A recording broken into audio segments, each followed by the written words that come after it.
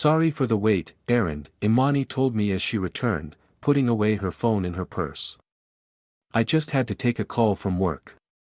Busy, busy, busy, she added, tilting her head back and forth. I can understand.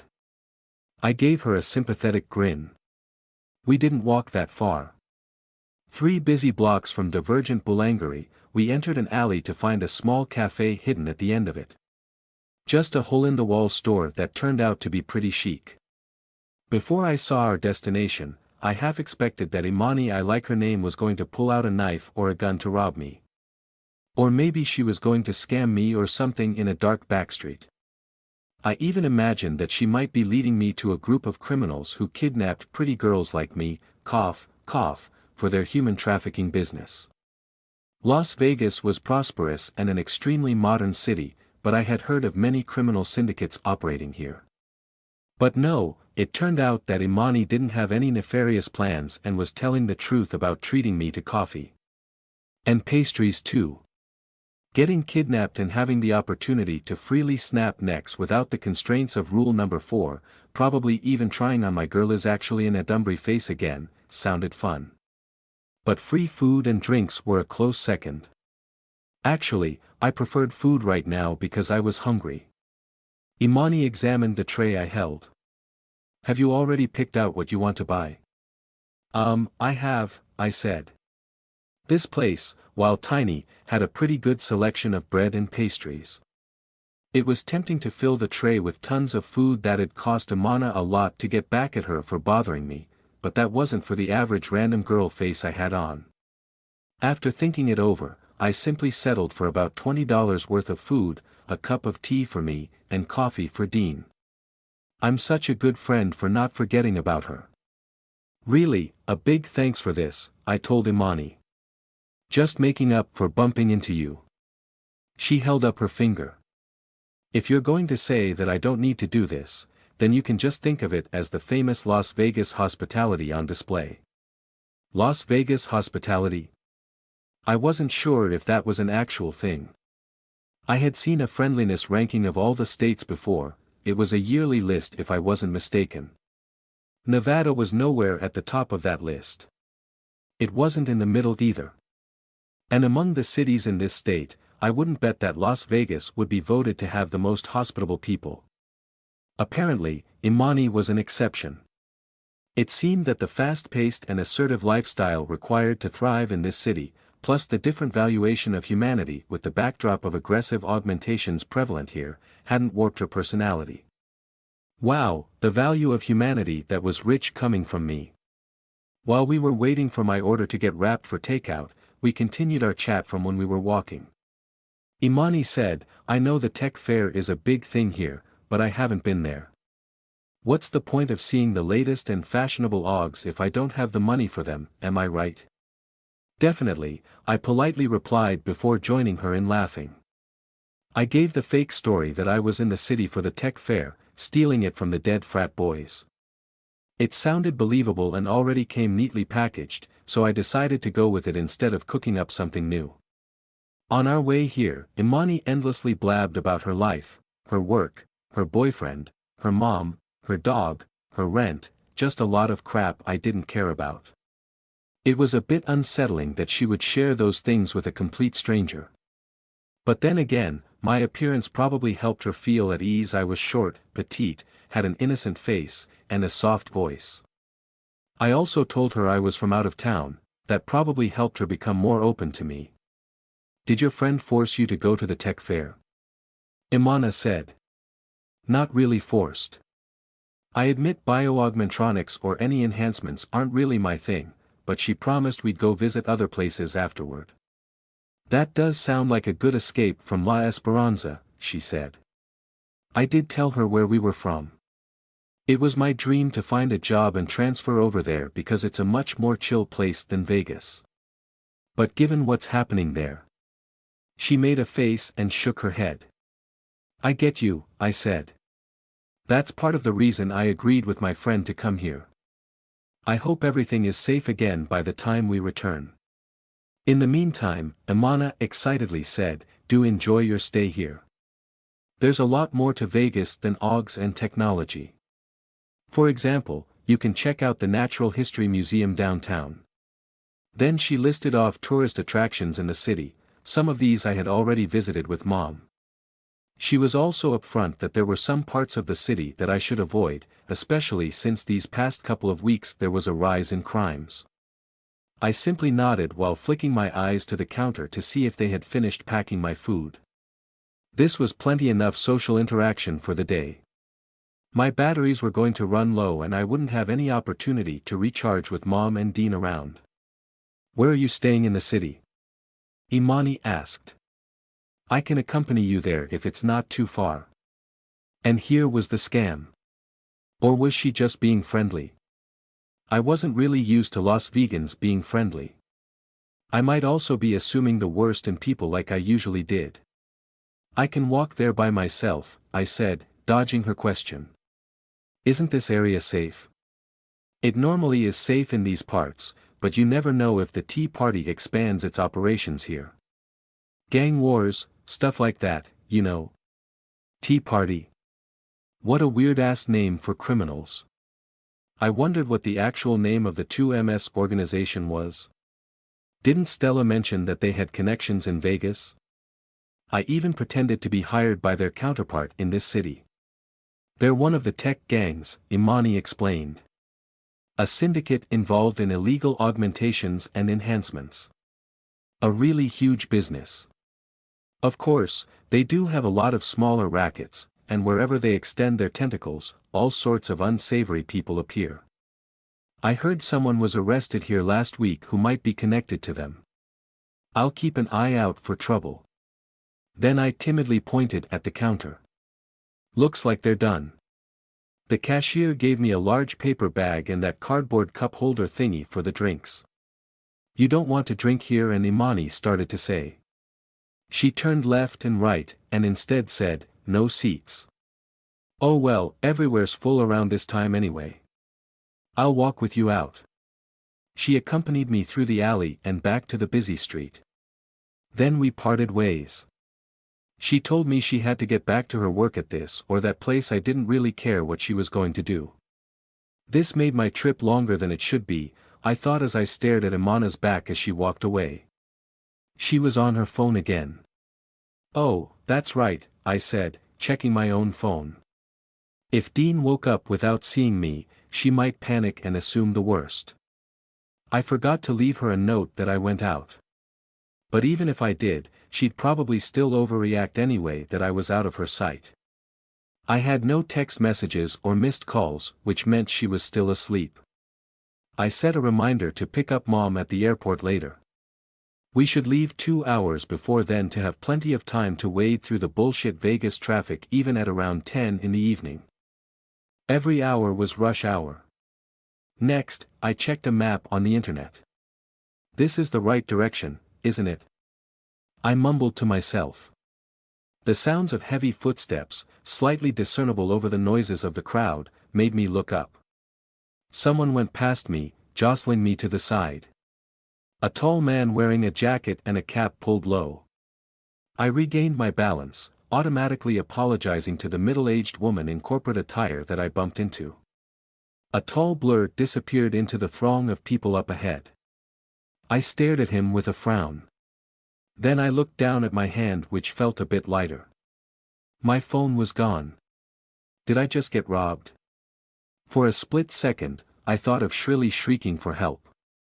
But I doubted any of these people around me would help catch the thief. Not sure how effective the Las Vegas police were, but I didn't want to wait and find out. I also didn't want the hassle of filing a complaint and that shit. And the chance was slim I'd be able to recover my phone if I let the guy go now. Dean bought that phone for me, I should personally retrieve it, and that was my excuse for dealing some vigilante justice. For the record, this wasn't what was taught in law school. Quite the opposite actually. But there were no people here.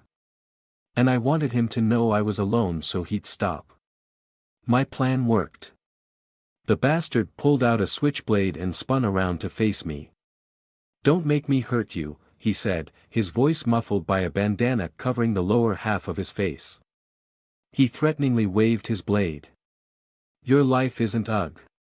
I didn't stop running and threw my fist at his stomach, remembering Dean's martial arts practice a couple of days ago. I did use a bit of super strength, but not so much that my fist would go right through his body. Walking back to the condo splattered in blood would be a tad too noticeable. But it seemed I held back too much because the bastard was up again. My phone was still in his hand. Watch it. The hell? Don't touch my food. The asshole grabbed the food tray of someone who had just ordered at a taco stand and threw it at me. I ducked. The tacos hit a couple of guys in suits talking to each other. The thief then grabbed a woman and shoved her towards me. She fell to the ground. I jumped over her and followed the thief into the traffic. We played Who'll Get Run Over as we crossed the street. Horns blared and tires screeched as cars tried their best to avoid us. Errand. Someone called to me as I reached the other side of the road. What are you? Up ahead, Imani was about to enter a building. She didn't finish her sentence and stopped waving at me when she noticed something wasn't right. She looked at me with wide eyes, and then at the guy who ran past her. There was a flicker of understanding on her face. She extended her hand and something shot out of it, straight to the back of the thief. His body became rigid, and he dropped to the ground like a plank. STO stole my phone. I pretended to pant as I slowed down. That guy stole my phone. Oh my gosh, Imana said, bringing her hand that shot the thief up to her mouth. Her index finger had opened up with a string sticking out that connected to the asshole's twitching body. An augment? It reminded me of Pinot's power. I chased him, I said. He must have gone around in circles trying to lose me because we somehow ended up where Imani was headed to. And she couldn't have gone far from the cafe where we bought my food from. Food that was now pancaked inside a crumpled paper bag. She looked down at the guy twitching a bit on the concrete. He had let go of my phone. Is this yours?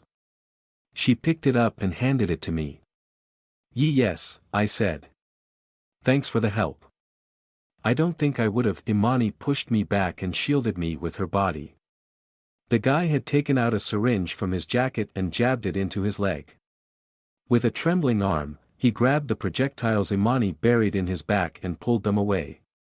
He got up, still shaky on his legs, and wobbled away. Don't chase him, Errand, she said, stopping me from going forward. You shouldn't have been chasing him in the first place. Why didn't you just call the police? I didn't want to lose my phone, I stubbornly replied. I understand, she said. But it's still quite dangerous. You were lucky I was here to help you. Thanks for the help, I said, continuing to pretend I was trying to catch my breath. Is that an augment? I asked, pointing at her hand. Of course, it was, I berated myself. That was such a stupid question. The last time I checked, babies weren't born with a built-in stun gun. This? She said, raising her hand. Now that I had a closer look, I noticed that it was a bit shiny and had the texture normal flesh shouldn't have. I had an accident before, and lost my hand. I replaced it with this. Ah, I see. Would it be offensive if I said that she now had nifty storage for hidden weapons? I'll accompany you to your condo, she said, breaking the awkward silence. This time, I relented and agreed with her offer. Okay, I said. Super, thank you for taking the time to help me. The face I had on should be shaken with the whole ordeal. It was natural that I'd want her along for protection until I returned to safety. Wait, did I tell her I live in a condo? Is that her? Dean energetically pointed at a black-haired, middle-aged woman pulling a large pink suitcase. Is she your mom? We arrived at the airport after a grueling 2-hour drive through the bullshit that was Las Vegas traffic. Nope, wrong guess, I answered. It was almost embarrassing to be beside Dean because she was acting like an overexcited kid at the zoo pointing at animals, drawing unnecessary attention to us. But then again, Dean could do anything she wanted and it wouldn't count as embarrassing. She'd also always become the center of attention even if she stood still. Covering her head with a paper bag would be less conspicuous. Oh, she's not. Her hand limply fell, disappointed at her mistake. The woman she was pointing at was thin and short like me. I could see why she'd assume we were related. Can you give me any clue what I should be looking for? Don't want to, I said, shaking my head. Just one. It's going to make it too easy to guess if I did. Dean narrowed her eyes. Then that means she's easily recognizable if one clue could give it away. So I was right that she looks like you. I didn't tell her what my mom looked like, turning it into a game. This was a stroke of genius on my part, a ploy to distract Dean from discussing not seeing her own mother for quite some time. I'd rather not open that can of worms. Or any can of worms at all. Worms didn't gross me. I dissected a ton of them as a kid, much to the annoyance of Mom. But I knew that I, a timid young woman, was supposed to be revolted by them. And so, it was better not to encounter them because I couldn't be asked to put on a hysterically disgusted face in front of my old toys. Wait, how were worms connected to Dean's mom again? Random thoughts floating in my head. Oh yeah, there was another reason I was playing this guessing game with Dean. I wondered what her reaction would be when she'd finally see my mother. Never in a million years she'd correctly guess. Okay, a million years was too much. She could just point to all the people here at the airport in that time frame. But realistically speaking, I didn't believe Dean could correctly guess who my mother was from the arriving passengers. Let's see, Dean said, twirling her finger in front of the glass window like she was about to cast a magic spell. People disembarking from the planes entered the airport and passed below us. We watched them from the viewing deck above. Who could your mom be? She's probably still waiting for her luggage or something, I said, checking the display above us. Her flight had just arrived about 5 minutes ago. I'm not even sure if her plane had already started unloading people or if it's still up there. Earlier, we saw a long line of planes on the runway, waiting for their turn to take off. I bet there were also planes flying above, having already arrived several minutes ago, but couldn't land yet because of the heavy air traffic. That was saying something because Macabre International Airport was already super congested compared to our airport back at La Esperanza on a normal day. Las Vegas, being the prime technological hub of the world when it came to bioaugmentronics, naturally would have bazillions of people flying in and out every hour. Not to mention that it was the Greaves Tech Fair this week. But it was even busier than previous years during Tech Fair week. I had attended the fair a few times with Mom, so I should know for one reason. The Adumbri attacks at La Esperanza caused the cancellation or rerouting of many flights there as the bid tightened restrictions and tests on the people entering and leaving the city. Similar to Mom's case, many people instead chose to fly to Vegas, the nearest major airport. The inside of the airport looked like a mall during a mega sale. It was probably more packed than that. If someone showed me a video of the throngs of people here and told me it was the Rose Bowl, I'd believe them. In a way, it was lucky to have Dean with me because she projected an aura around her that deflected people from coming too close to us. I wasn't sure if they were intimidated by her or thought she was an actress or what, but it was nice to have a sort of bubble around us while wading through the crowds. The downside was that several people were discreetly, or sometimes not so discreetly, taking pictures of us or of Dean rather. I wasn't sure if they even noticed me. You're probably right, Dean conceded, also checking the display of the flights. Mom's plane wasn't assigned a gate yet for disembarkation. But I'll remain vigilant and watch out for anyone who looks like an older you. You're more excited to see my mom than me, I observed, chuckling at her behavior. She sounds like a nice person and I want to meet her, Dean said. Why aren't you also excited? We were here last December for the holidays. It was just a couple of months ago. Don't you miss her? Of course, I do. But I'm a strong independent woman trying to find her destiny in the big city, I said, grinning at her. Cue in pop music to start the romantic comedy movie. Both of us giggled. Romantic comedy? Dean said. Does that mean you're going to find yourself a guy here? No, I snorted at her. I was just referencing rom-com movies as a joke. I was reminded of my meeting with Imani this morning. It was cliché after cliché, from bumping into each other to stopping the thief that stole my phone. Everything was too convenient, almost to the point of feeling that it was all arranged. Or am I just being paranoid? I didn't tell Dean about Imani. Furthermore, I also lied about going out of the condo, giving the fake story that I ordered the food through my phone. It was the delivery guy's fault that the bread got squished. What would my best friend's reaction be if she knew about my encounter with Imani? She'd probably raise hell if she heard that I was almost robbed. Technically, the robber or thief. I needed to check my notes on criminal law. Successfully took my phone, even if I retrieved it afterward, so it shouldn't be considered a mere attempted robbery but a completed crime. Before I became an adumbry, I wouldn't have thought much about what happened. A coincidence, as with so many other things in life. Imani probably had a lucky guess that I lived in a condo. She knew that my friend and I were visiting Vegas, and there weren't that many options where we'd be staying. Still, a condo was not at the top of that list. But if Imani was observing us, which faction was she connected to? Again, how? Only Myra was aware of our trip, but we told her that we'd be leaving early today.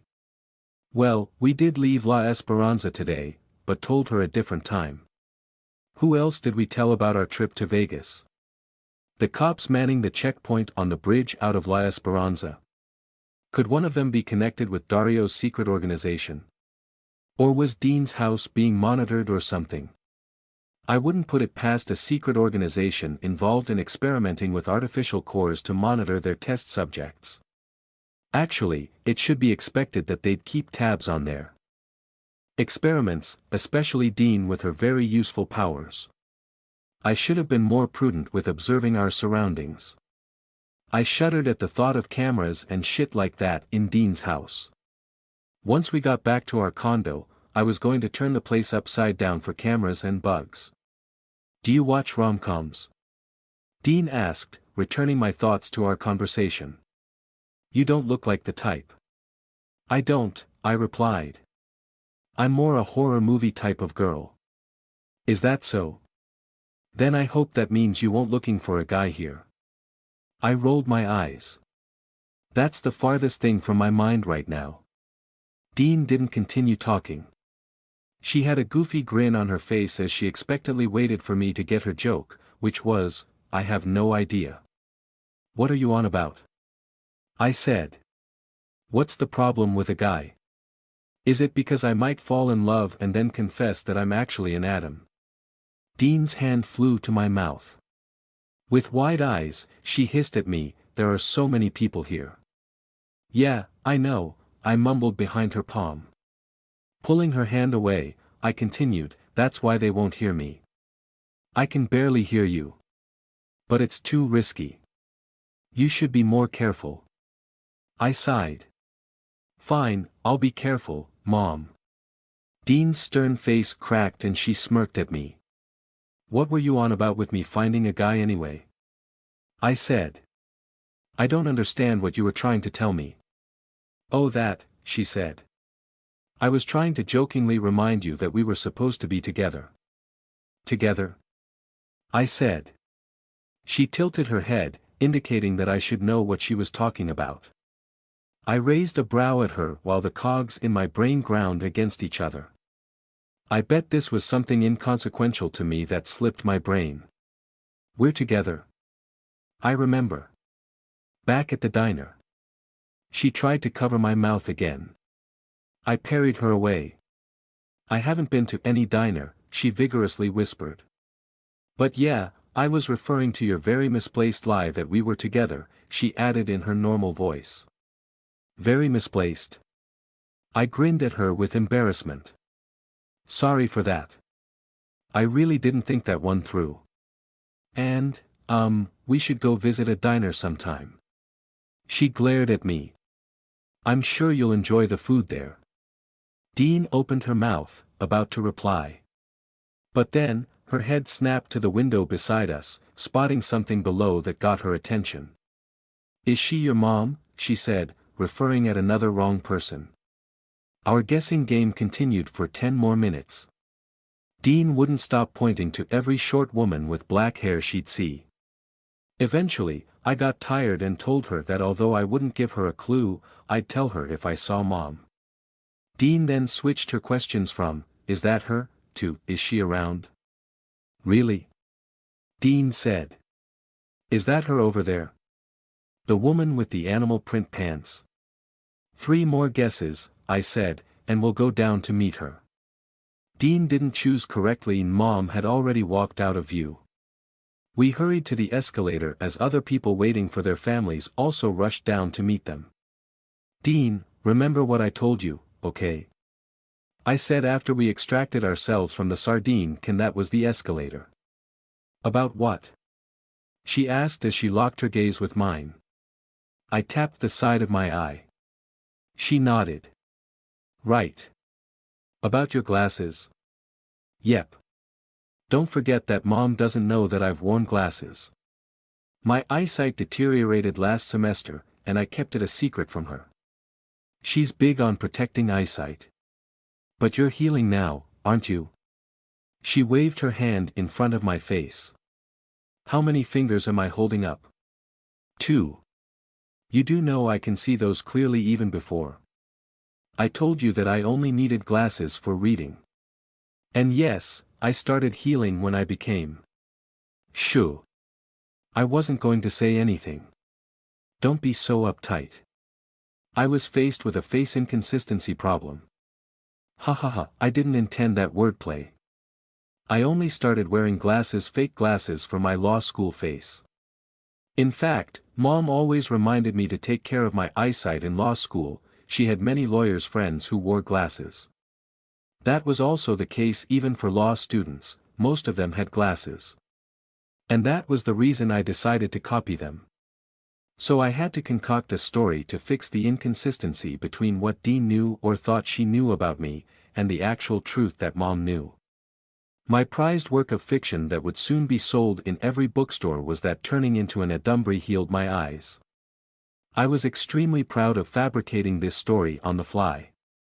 Dean would take care not to mention that my eyes ever had a problem or Mom would be suspicious.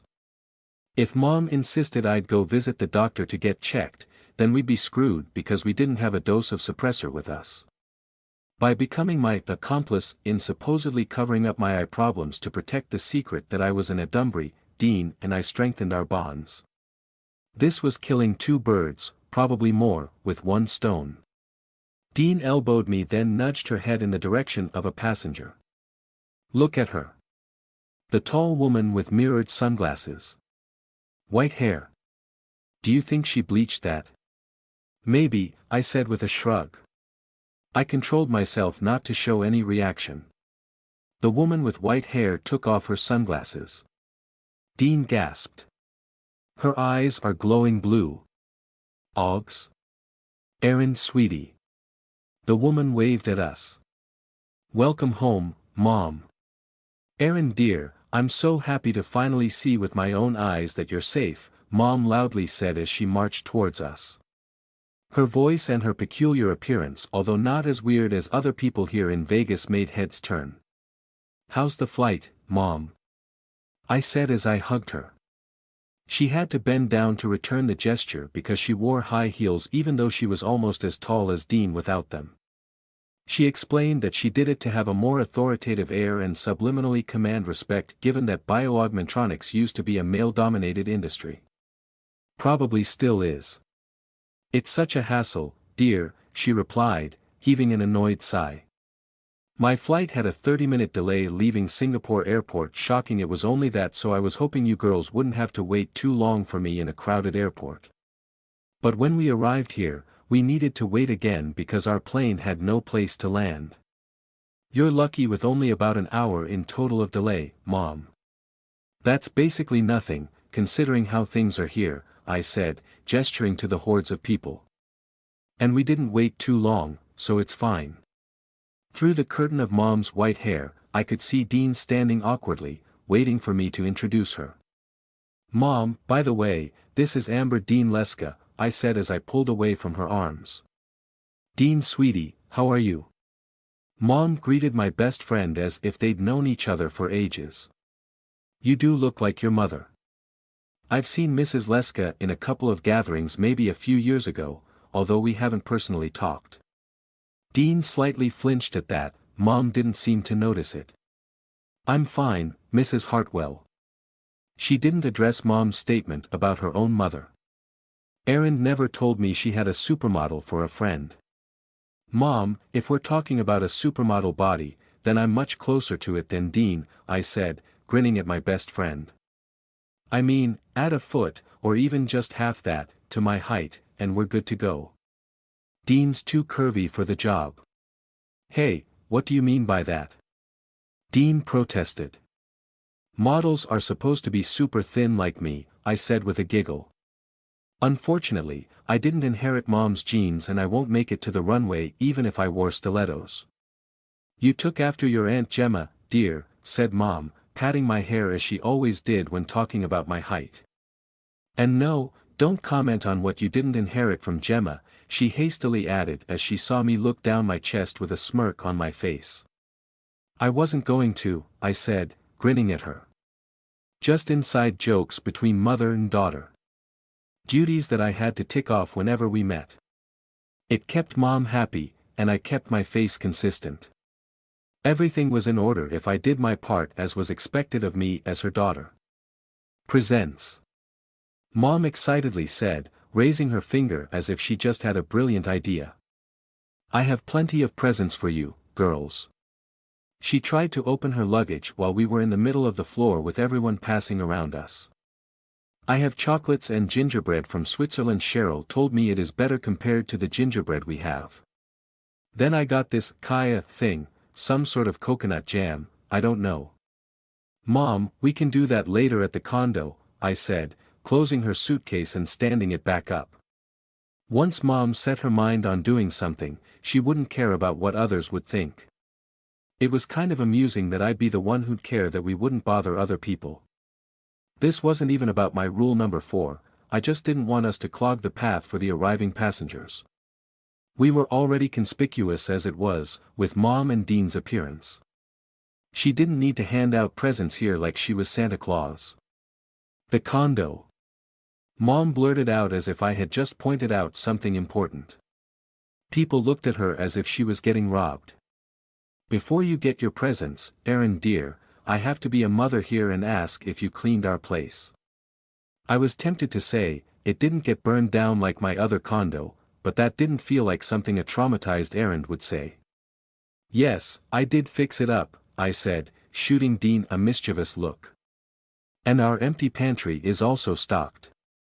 Mom would get angry at me that I had our guest help with the cleaning and groceries. However, Dean's mind was wandering off somewhere and didn't get my joke. She was staring wistfully at the floor. "Oh, come on, Dean. I don't want to deal with your own family issues." "Bugs, bugs, bugs," I said as I flipped over my mattress to check if something was amiss with my bed. If I was a hidden camera, where would I be? I wasn't even sure what I was looking for. What did Bugs the camera and microphone kind, not the actual insects, look like? Something small that looked electronic? Mom had to attend an important video conference or something, so I had time to conduct counter-espionage operations in my room. With how much searching I did since we returned home from the airport, I might as well have thoroughly cleaned my room. Dean wanted to chat with me, but I wanted some peace and alone time before my battery would get drained by living with 2 super intrusive people. "Sorry, Mom, but it's true." I rebuffed Dean, saying I wanted to rest because I was tired from all the heavy traffic. I scanned my room once again, wondering where I should search next. How about the lamp on my desk?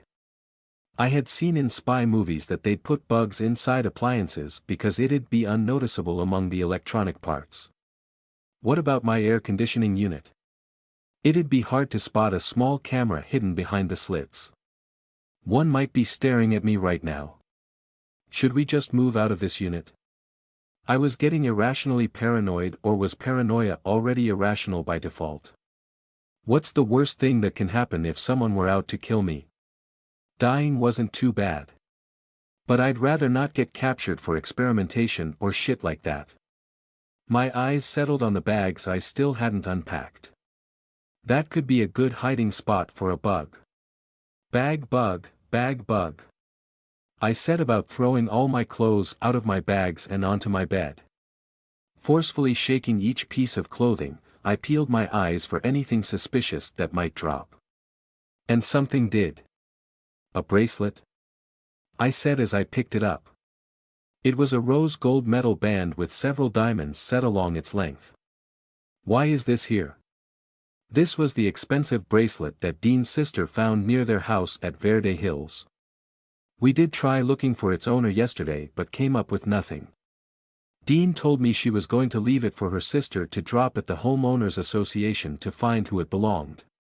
She might have gotten mixed it up with her things and ended up bringing it with us. But why was it inside my bag?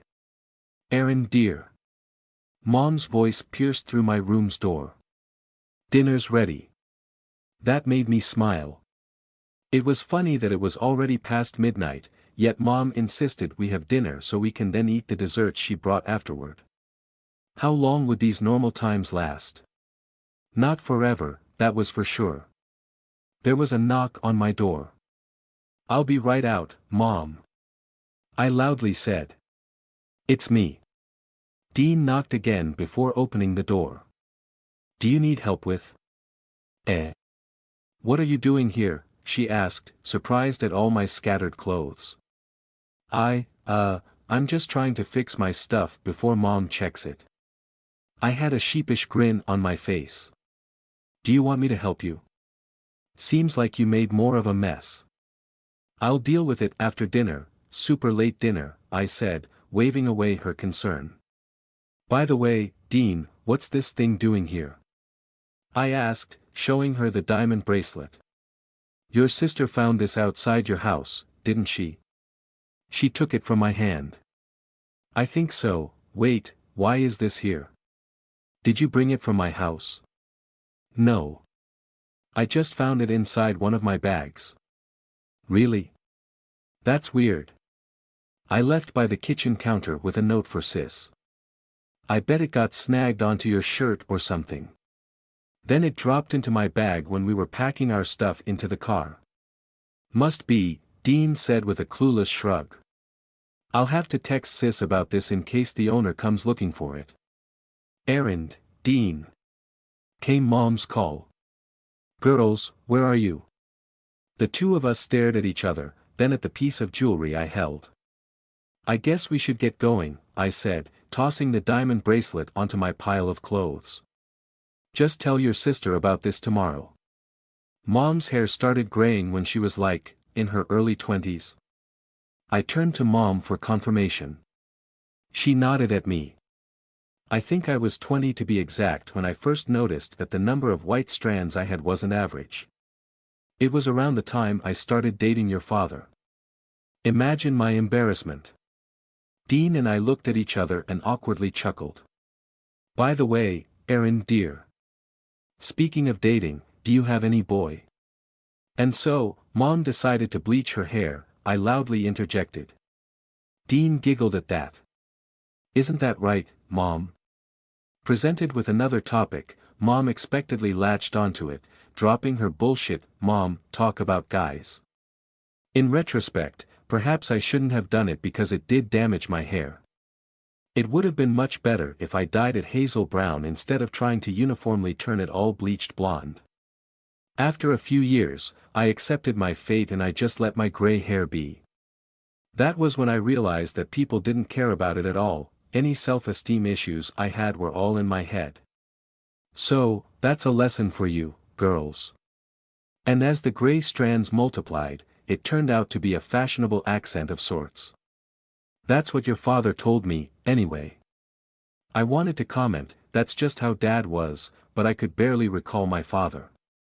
My memories of him were hazy because he had been gone from my life for the past decade.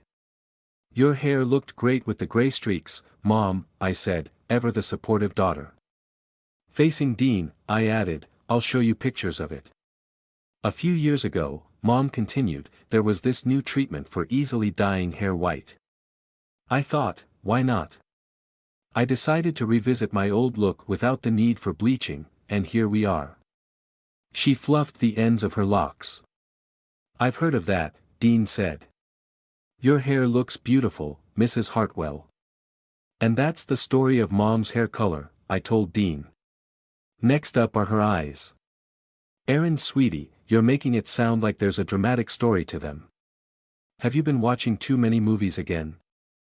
I barely have time nowadays with all the law schoolwork, I said. And all the fighting and killing and surviving. Do tell Dean how you got your eyes. She seems to be interested in them. I'm sorry if I've been staring too much, Mrs. Hartwell, said Dean.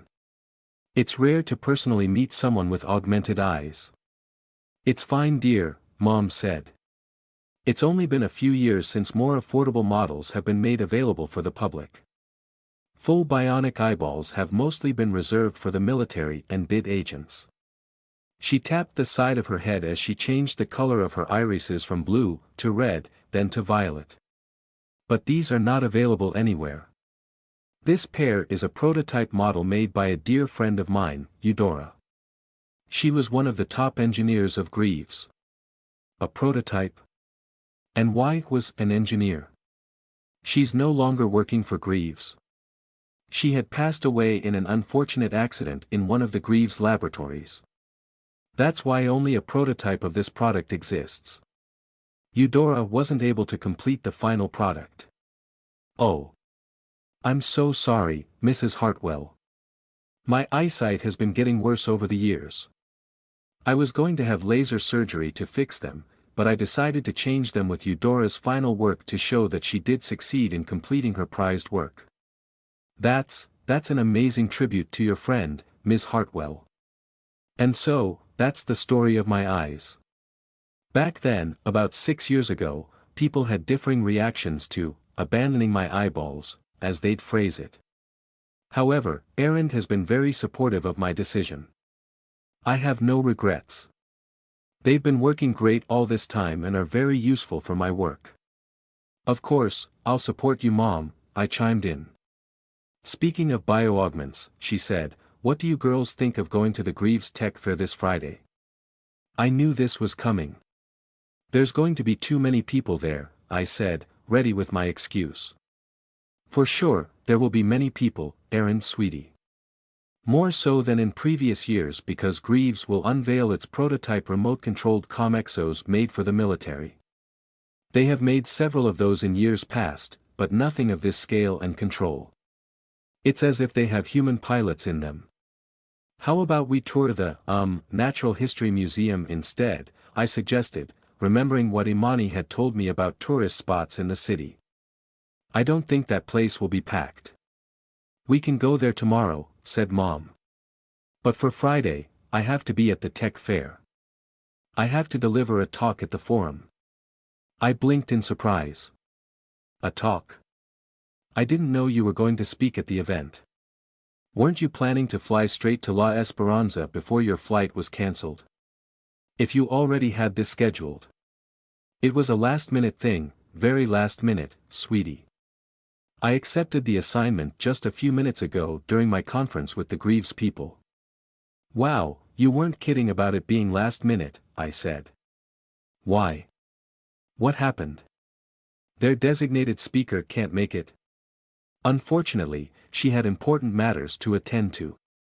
It seems that her son went missing. I'm a bit fuzzy on the details, and I didn't inquire further as it wasn't my business. Since I'm already here, and I'm familiar with her topic, they tapped me to take her spot. We'll be there, Mom, I said. It's just like old times. Thank you, Erin, sweetie.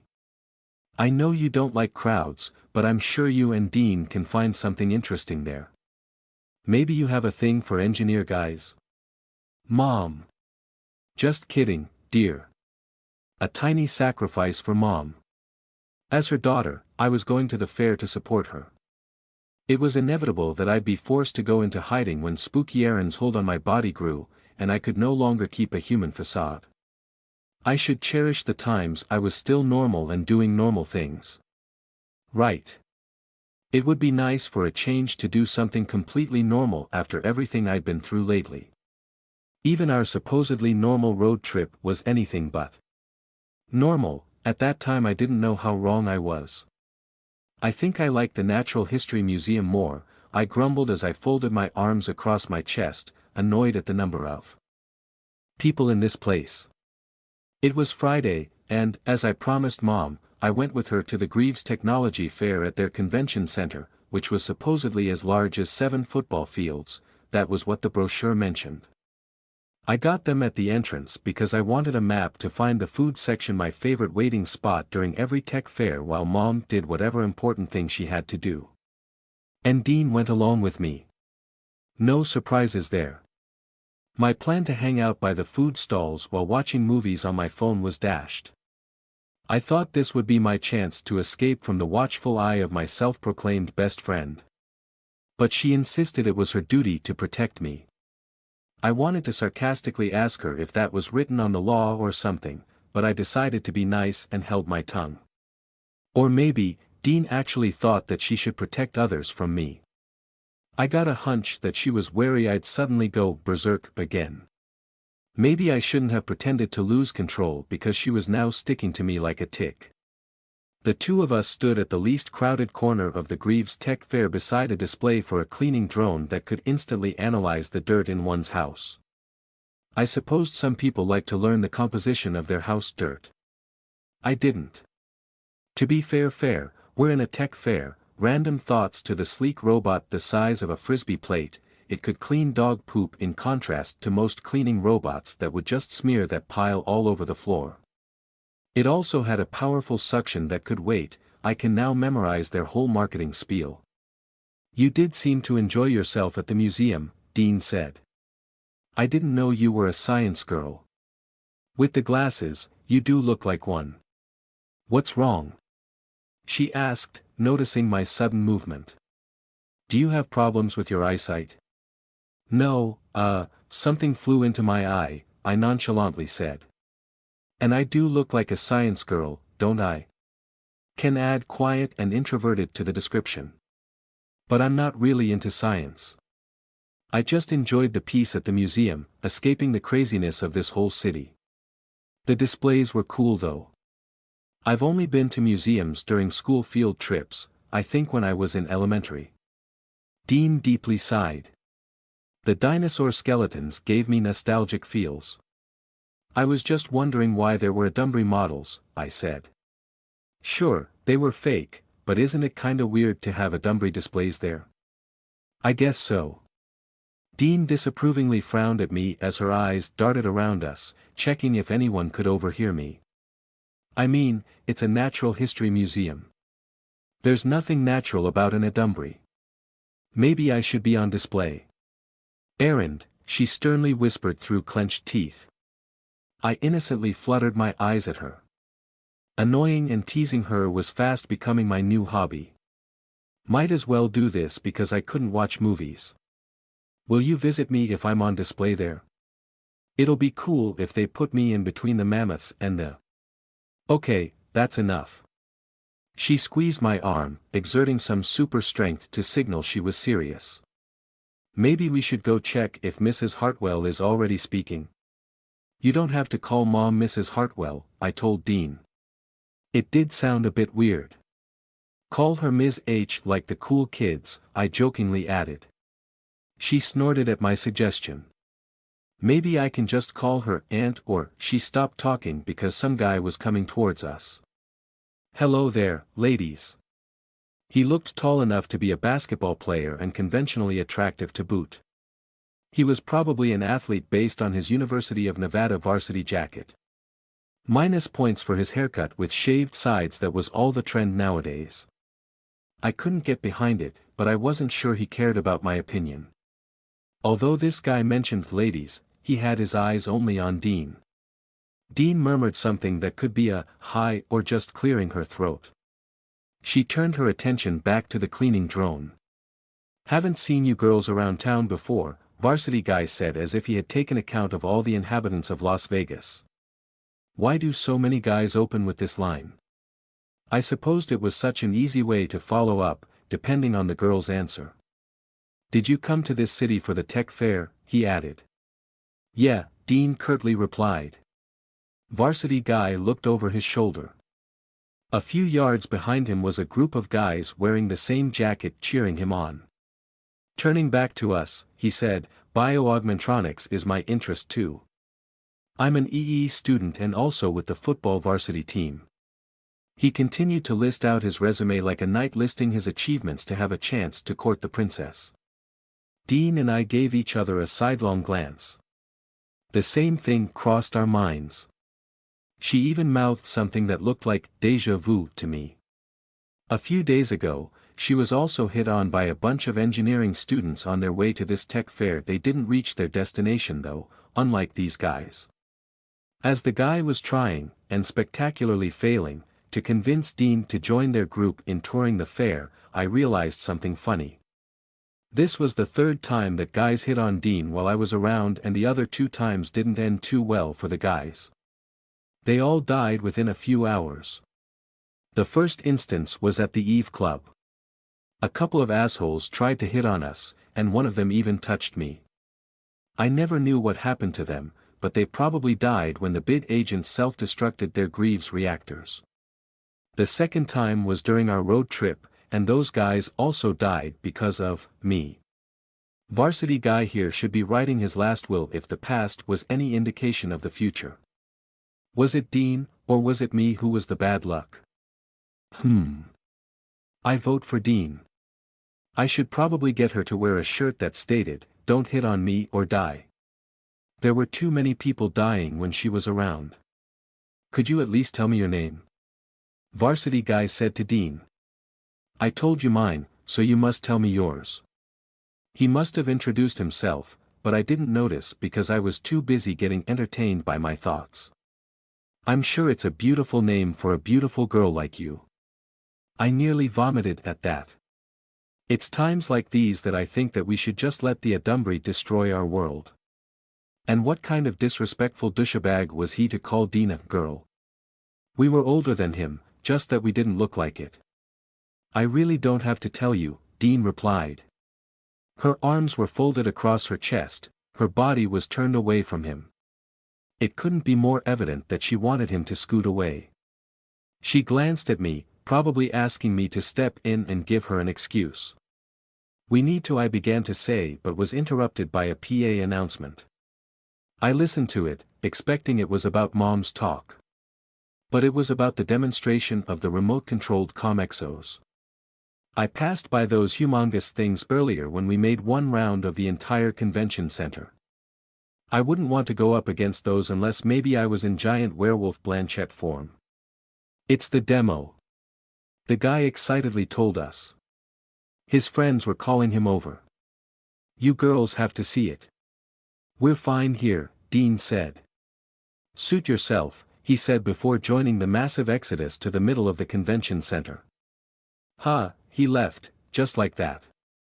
She tilted her head left while wearing an amused expression. Back to peace what? She asked, noticing the massive grin on my face.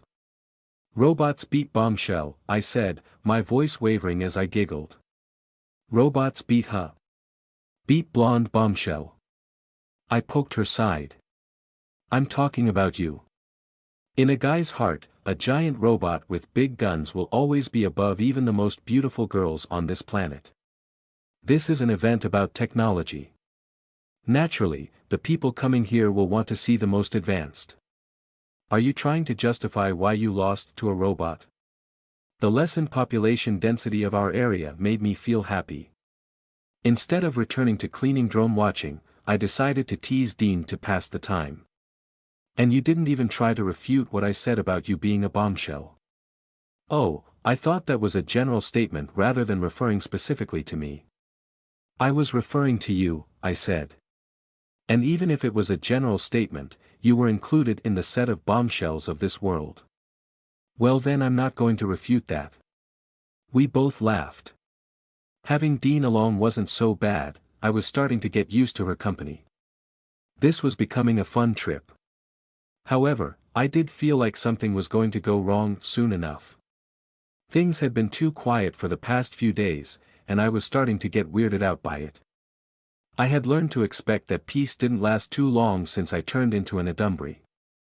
By now, it was just another Friday to me if there'd be monsters and bloodshed. But I didn't want anything crazy to happen with Mom around. Speaking of Mom, my phone vibrated in my pocket. It should be a message from her. I read it out loud to a quizzical Dean. My talk is scheduled after the delayed Comexo demo. I shrugged.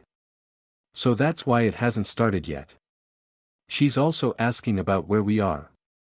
I think we should go over there. Okay then, Dean said. Then she raised a brow at me. Why are you grinning? It's time for a showdown between robots and bombs, she elbowed me.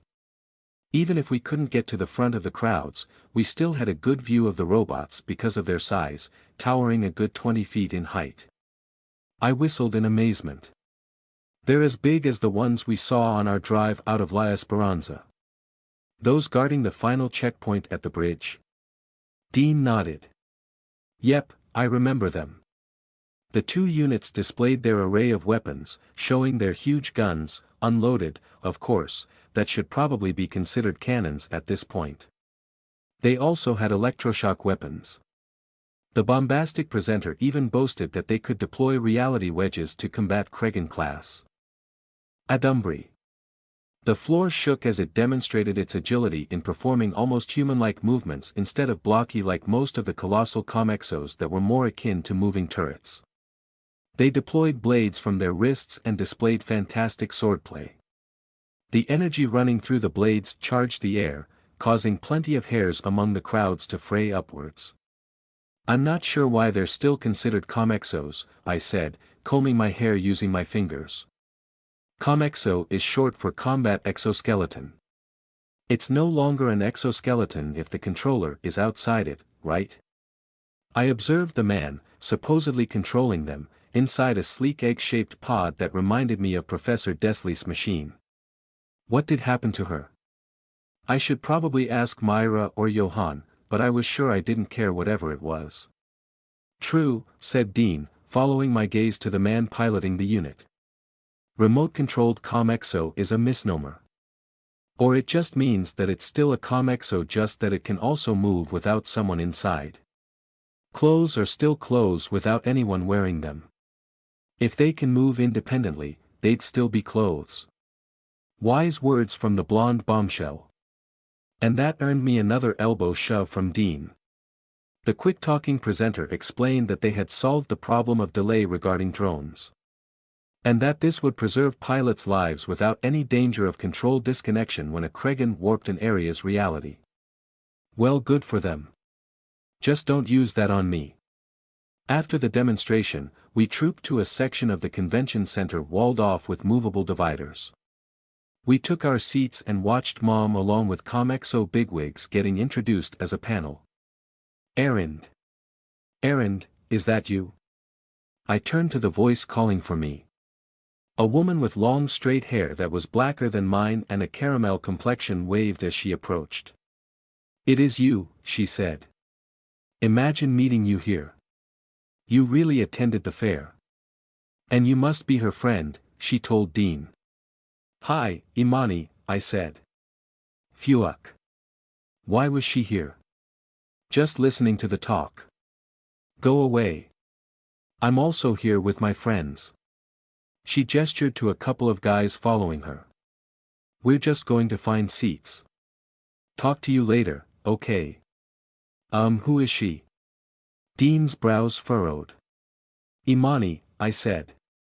Someone I know. From where? Why did she know you're going to attend this event? I'm trapped here, aren't I?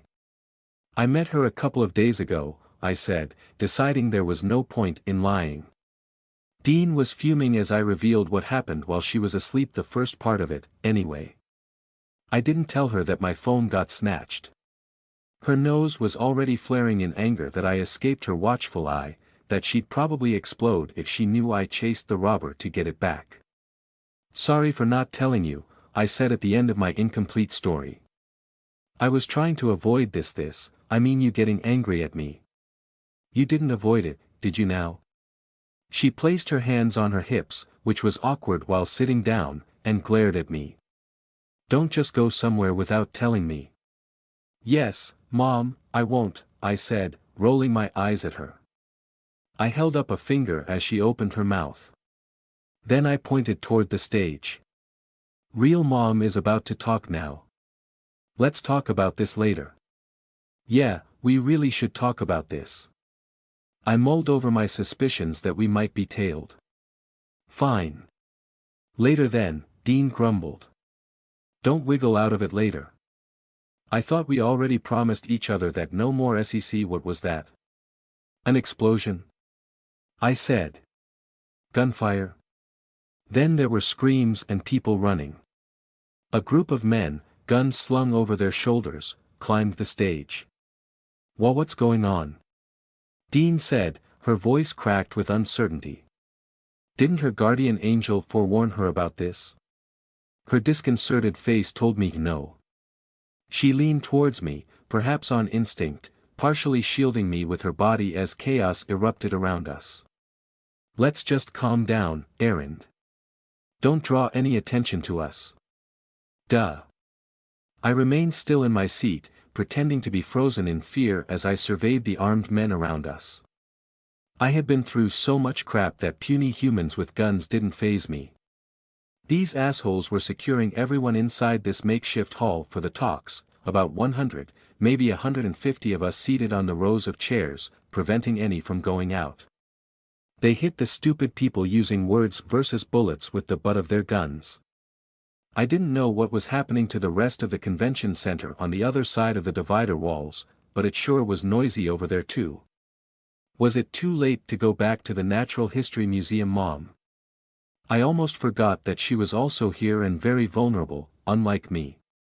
She and the rest of the would-be speakers were rounded up and made to sit on the floor in the center of the stage. 4 of the terrorists, for what else could they be, surrounded Mom and the other people I didn't care about. 3 terrorists carried big-ass guns, their identities completely hidden by balaclavas and high-tech visor thingies. The 4th bastard was a weird one, looking more out of place in the tableau than a penguin in the desert. Presumably their leader, he wore a magenta tailcoat with both sleeves torn off, looking like a down-on-his-luck circus ringmaster missing his top hat. His metal-plated arms boasted combat bio-augmentronics, so he probably didn't carry any guns. Unlike his subordinates, he didn't bother to wear a mask to conceal his distinctly angular face sporting a twirled mustache. I was going to rip off his dumb mustache and shove it up his pointy nose if he'd hurt Mom.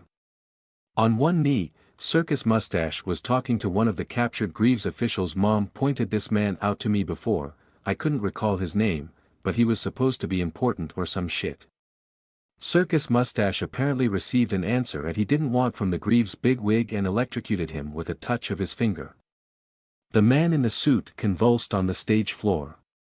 Murmurings and a couple of screams emanated from the audience. Another Greaves person tried to come closer to help him, but a terrorist kicked him back. My eyes darted to Mom. She was sitting still like I was, trying to be inconspicuous despite her very noticeable look. She mouthed something to me. I sucked in lip reading, but it should be something like, "Stay put," the same stuff Dean was hissing at me. I decided I had the correct interpretation because Mom lowered her downward-facing palms a few times while intensely looking at me. A terrorist passed by her. She stopped gesturing and deflated, lowering her bionic eyes. Other than her eyes, she didn't have any other augments I knew of, certainly none that could help our situation. Even her eyes didn't shoot lasers or whatnot. "Aaron, don't worry about your mom," Dean whispered. She noticed where I was looking. I glared at her. She balked. We should worry about her, and ourselves, and all the people here too. But don't let worry cloud your judgment. We should be careful of our next moves. And here we go with Dean taking charge. Nothing, she whispered back. It didn't say anything. I'm just as surprised as you are at what's happening. Really? Dean nodded while examining a terrorist that passed by our row. And it isn't saying anything now. Which is a good sign. Only a good sign for you, I wanted to retort. Given that her guardian angel didn't bother to give any advice, we had around a 10-minute window that we were safe. Correction. Not we, only Dean. The guardian angel definitely didn't care about me, much less about Mom. I wasn't sure if Dean realized that it was only her who was safe. I had to convince Dean to put herself in harm's way for my and Mom's sake so we'd also benefit from her power's protection. Surely, that was easy enough since Dean was only too eager to be the hero. 4 on the stage, she said. 7 amidst the audience, I think. I don't want to check behind me, but more should be there.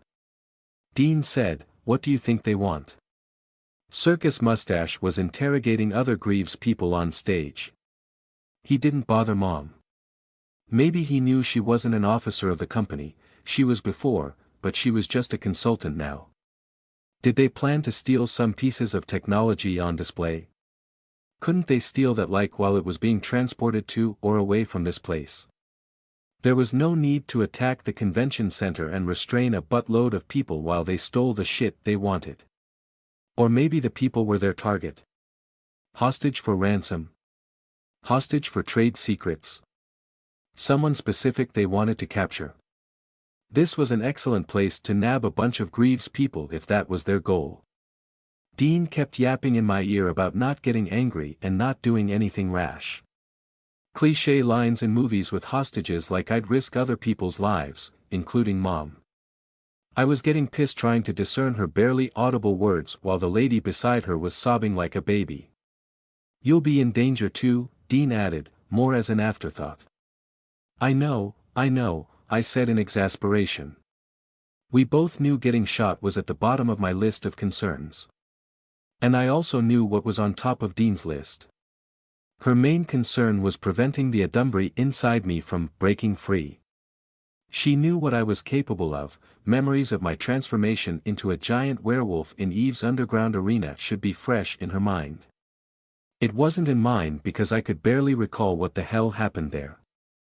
To Dean, me going berserk in the middle of Vegas was worse than anything the terrorists could do. So, what did they want to do? By now, the well-equipped Las Vegas Metropolitan Police, a large percentage of whom had city-funded augments unlike the police forces of other cities, should be on their way. They also had ComExo units that could rival those that the Big Use, bought with donations from the Greaves Foundation. Nudge, nudge, wink, wink. These terrorists weren't going to shoot their way out of here, that was a certainty. They could try, they weren't going to win. But I was sure these assholes had prepared an escape plan that didn't involve them leaving in coffins.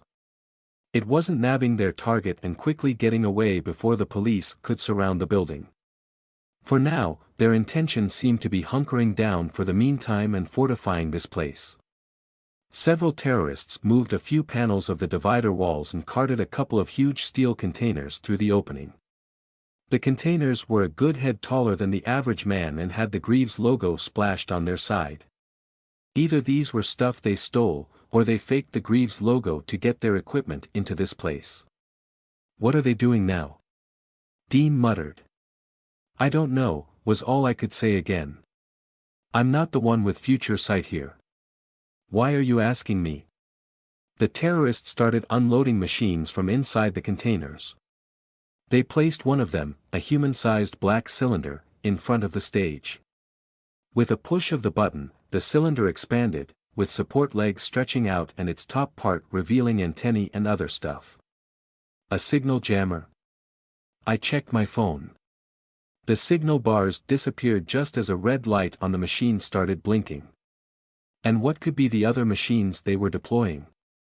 Put your phone away, miss. The stern middle-aged man to my left covered my phone with his hand until I returned it to my pocket. We don't want to antagonize them. Ah, yes, I said. You're right, thank you. About 5 rows ahead, a terrorist had snatched a laptop from one of the hostages. Hostages. Yep, that was what we were. And that was their plan. The terrorists were going to use hostages to escape this place in one piece. The hostages might not remain in one piece once the dust settled. It wouldn't surprise me if some of the strange bulky contraptions they were setting up turned out to be bombs. I had watched too many hostage movies not to predict stuff like these. The terrorists would threaten to barbecue everyone if the police didn't let them get on a getaway plane to, I dunno, the Caribbean or something. Where do criminals run off to anyway? I should make a catalog of destinations for when it is my turn to flee from the authorities. But that was a problem for future errand. Right now, I should figure out a way to save Mom. Dean could take care of herself with her guardian angel. From the hostage movies I had seen very nice reference, I know the killings would be at the start of the attack and when the criminals were going to make their escape. Maybe some in between, like killing a few hostages to prove a point or to make the police back off. I was sure the terrorists had already killed a bunch of people.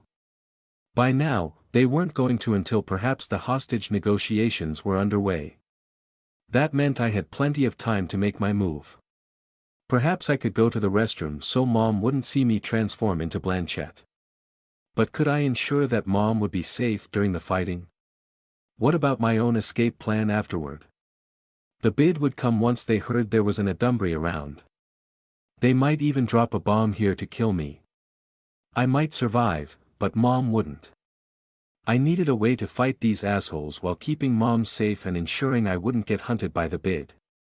What should my thoughts were interrupted by the piercing feedback from the speakers.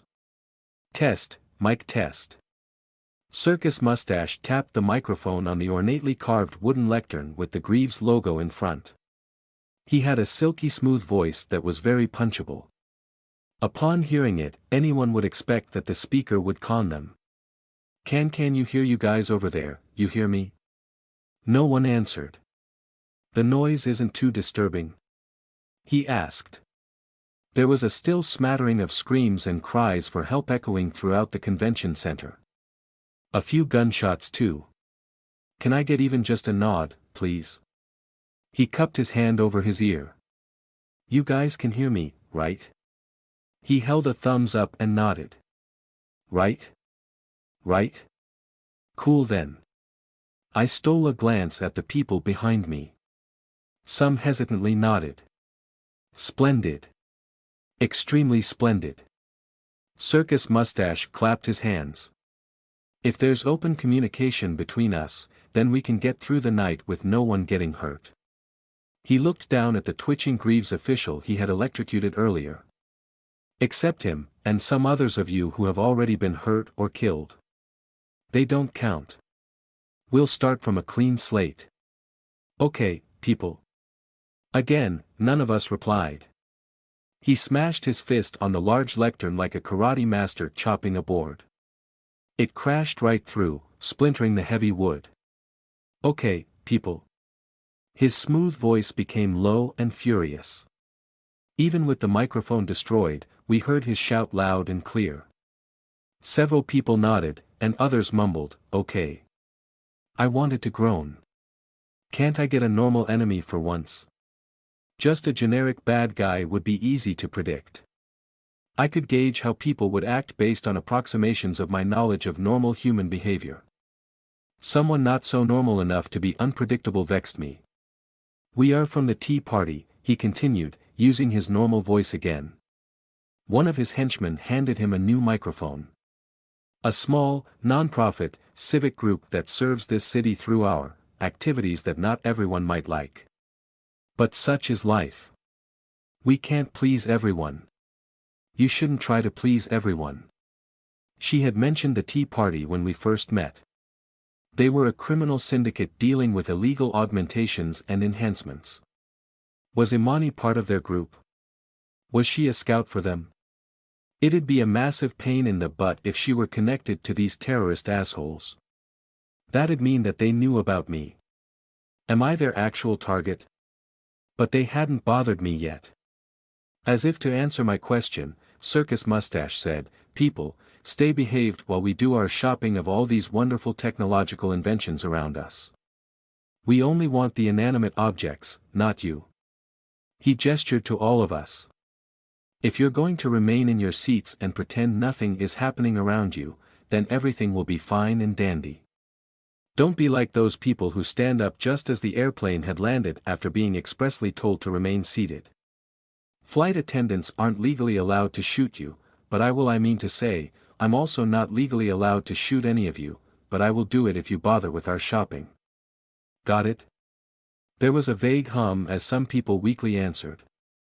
He flung his arm, smashing the rest of the lectern. Wood splinters showered the front row. "Got it? Got it." The audience replied before the deranged terrorist could decide to make good on his threat of shooting someone. Circus Mustache sighed while shaking his head. "You don't need me to prod you each time to answer. You're big boys and girls. You're not puppets that I need to shove my hand up your asses to control your mouths to answer. Let's try again. Got it?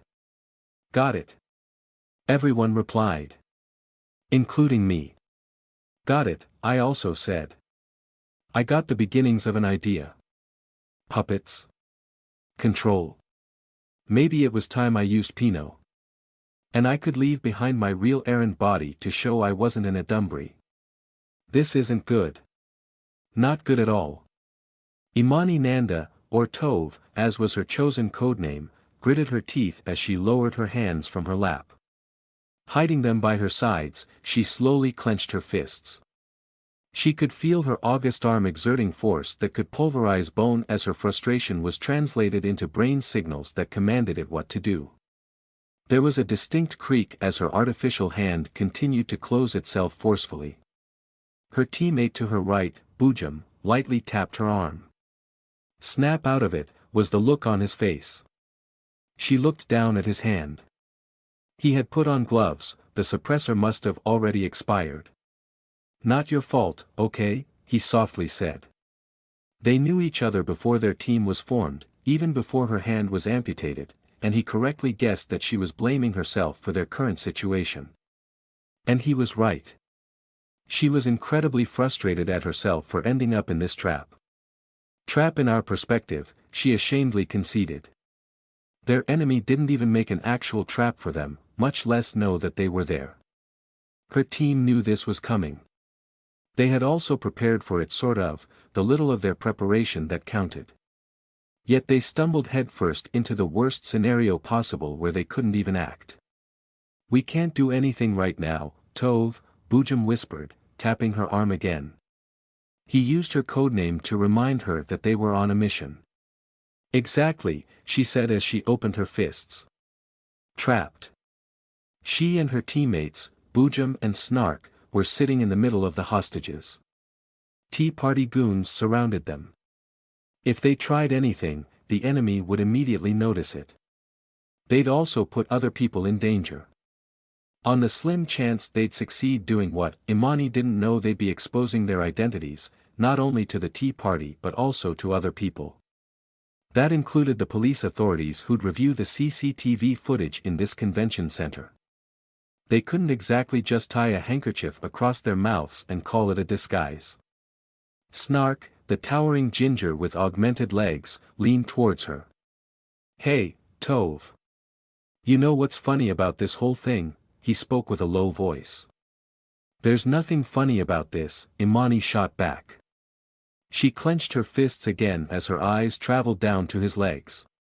Unfortunately, she and Snark couldn't bring the combat mods of their augs.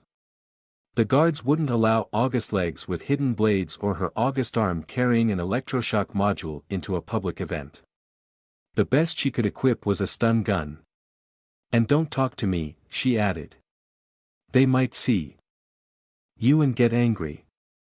She nudged her head at the closest Tea Party grunt a couple of rows away to their right. He didn't listen to her and continued, "These Tea Party guys probably expect us to come.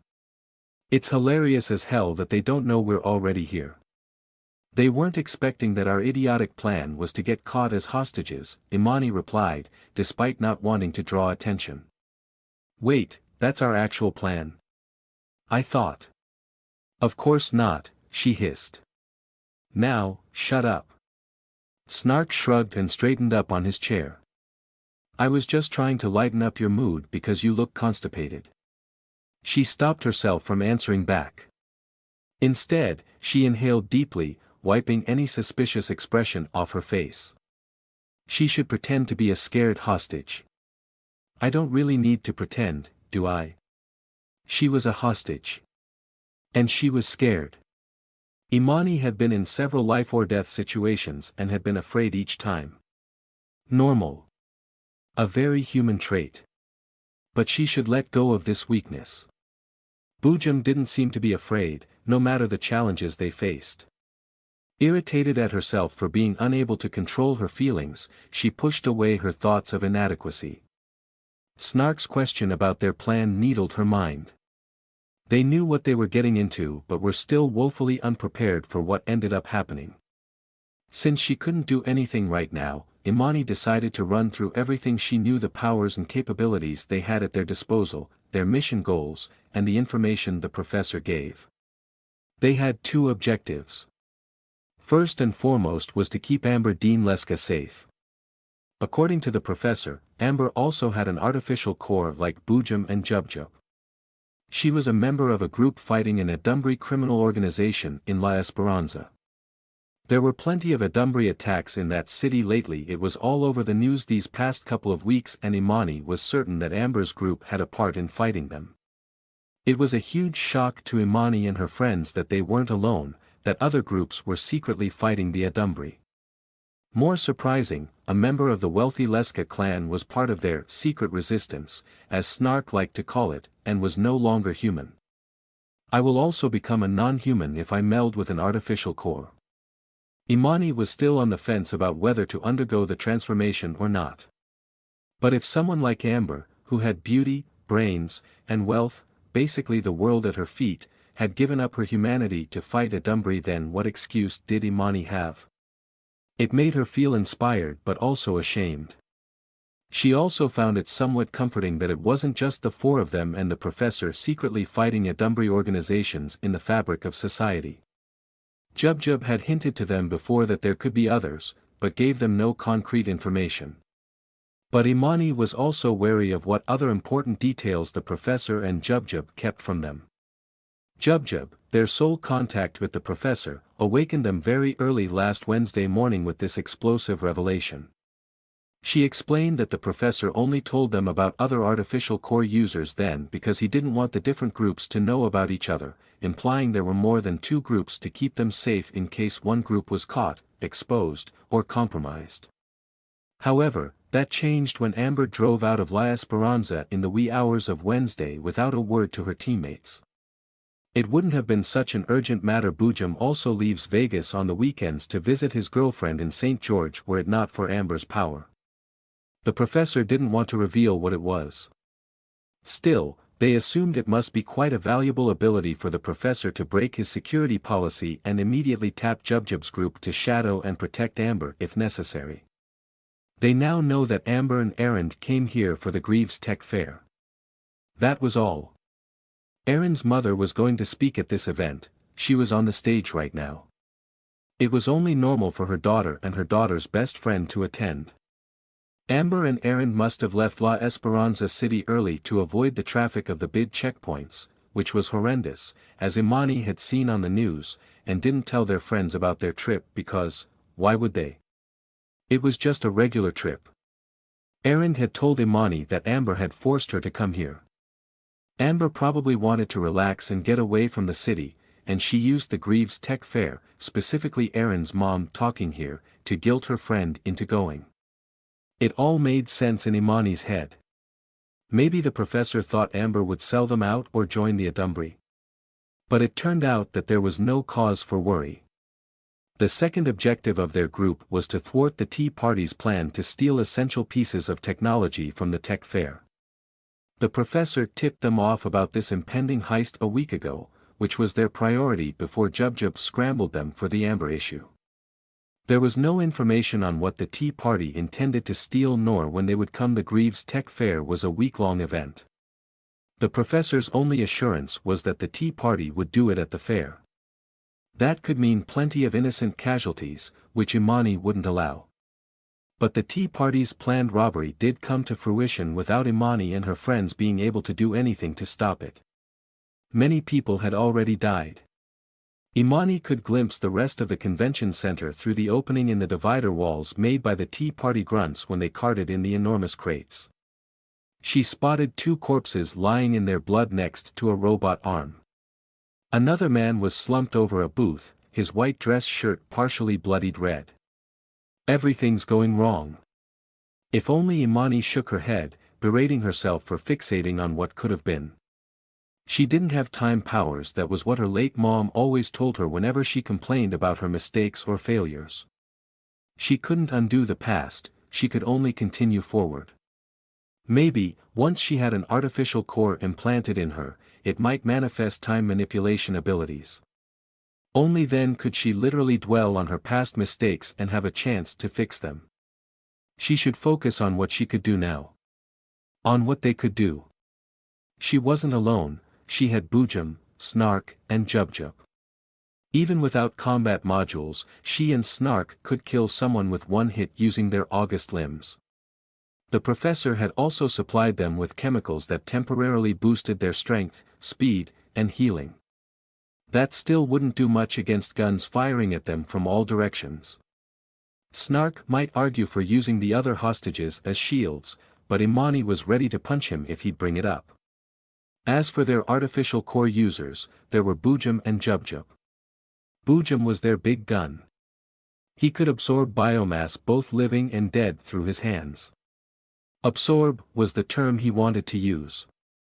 The usually calm and collected Boojum would get agitated if someone used the word vacuum, suck, or anything similar. But that was how his power worked. He had a large hole on each palm, usually hidden by gloves or bandages, that had an unbelievable suction force when in contact with organic matter. He could easily shred humans and absorb them, healing any injuries he had almost instantaneously. With his inherent super regeneration after melding with an artificial core, it was virtually impossible to kill him other than cutting his head off. Using the hostages as food for Boojum had certainly crossed Snark's mind, Imani guessed. But he wouldn't dare suggest it out loud. Boojum would immediately punch him even if it exposed them to the tea party around them. Jubjub should be lurking outside the convention center, on lookout duty with her shadowy crows. She didn't detect the tea party until a couple of minutes before their attack began. She immediately contacted the rest of the group while trying to slow down their enemies. Her last message before the signal jammers was activated was that she spotted Redhead, a tea party enforcer whom they suspected to be in Adumbri. Imani and her friends rushed to protect Amber but became hostages. I hope she's okay, Imani thought. Tove. Boojum was using his low serious voice. She sensed an incoming lecture. Listen to me, Tove. Yep, it's lecture time. Imani narrowed her eyes at him. What is it? Our main goal here is protecting Amber no matter what. Her eyes widened. From the professor's actions, they could glean that Amber's power granted by her artificial core was extremely valuable. Boojum was telling her the tea party could steal anything, kill anyone, but they shouldn't get hold of Amber. Although she disagreed with it, that way of thinking wasn't too surprising coming from Boojum. Imani's surprise was how he said, no matter what. Did he mean he was going to use innocent hostages as fodder for his power if the situation escalated? Hopefully, they'll just leave after getting what they want, she said. The tea party had no idea that Amber had an artificial core. To them, she was just another hostage. Don't think so. Boojum tilted his head towards what might be bombs that the tea party was rigging. What are we going to do? Imani said, concerned that his answer might be that they start fighting. We wait for now, Boojum said. If my hunch is correct, the hostage negotiations are ongoing. I haven't seen. Hey! You over there. A tea party grunt pointed at them. Shut the hell up. Bujam and Imani lowered their heads as he passed by cursing. After he left, Imani craned her neck as she subtly checked Amber and Erend. They sat 4 rows in front of her. While staring at the back of Amber's head, she wondered what her powers could be. She wanted to introduce herself and ask her, but the professor had cautioned them that it was better to protect her without revealing themselves. Like them a few days ago, Amber also had no idea of other groups with artificial cores working with the professor. It was better to keep her in the dark if she was captured. But we're going to make sure she's not going to get captured, Imani argued in her head. If they all work together, they could defeat the Tea Party and save the hostages. Amber's power might be what their group needed to tip the fight in their favor, especially with a possible Adumbri in this building. It wasn't only Amber whom they could add to their numbers. There was also Erend. Imani knew Erend was also part of the La Esperanza group but didn't have an artificial core. She should have something up her sleeve if she joined the fight against the Adumbri. Snark had told Imani that Erend ran way faster than an average person as she chased him after he stole her phone. She punched his stomach so hard that he almost passed out were it not for his augmented nervous system kicking in. Erend might have had secret augments since her mother seemed connected to Greaves. We can win this, Imani convinced herself. First things first was to contact them. But how was she going to do that without getting detected by boys and girls? Everyone jumped at the loud voice blasting from the speakers. Black Spade held a microphone as he jumped back up the stage after coming from only Mother Core knew where. Kindly form lines. We're going to transfer to a smaller venue. On your feet. Could this be the opportunity one was waiting for? I looked at Mom as I stood up with the rest of the hostages. She met my gaze and said something that could be, "I love you, sweetie." Uncertain of her actual message, I mouthed something gibberish that ended with an apparent "Mom" word. That seemed to work because she nodded at me before following the Greaves corporate suits down the stage as one of the Tea Party men beckoned for them with a wave of his gun. It was a bit disconcerting, but I was concerned about Mom leaving my sight, such a foreign feeling. At the same time, I was relieved that we were separated. I banked on Mom being somewhat important that the terrorists wouldn't kill her, at least for now. And she's my mom. That'd undoubtedly count as bothering me for rule number 4. Walk, walk, walk. Circus Mustache blared on the microphone. The tails of his magenta tailcoat are those called tails. Swished behind him as he marched in place. Be organized, people. You're not children anymore. Oh, is that an actual kid over there? Mother Core bless you, ma'am, for taking your boy to an educational event. Move along, miss, said the man to my left. He gestured for me to follow Dean, walking out of our row of chairs. We don't want these clowns to get any ideas. Yes, you're right, I replied as I tore my gaze away from the stage. I could no longer see Mom because of the wall of people in front of me. Circus Mustache had just announced they were moving everyone to the other side of the building.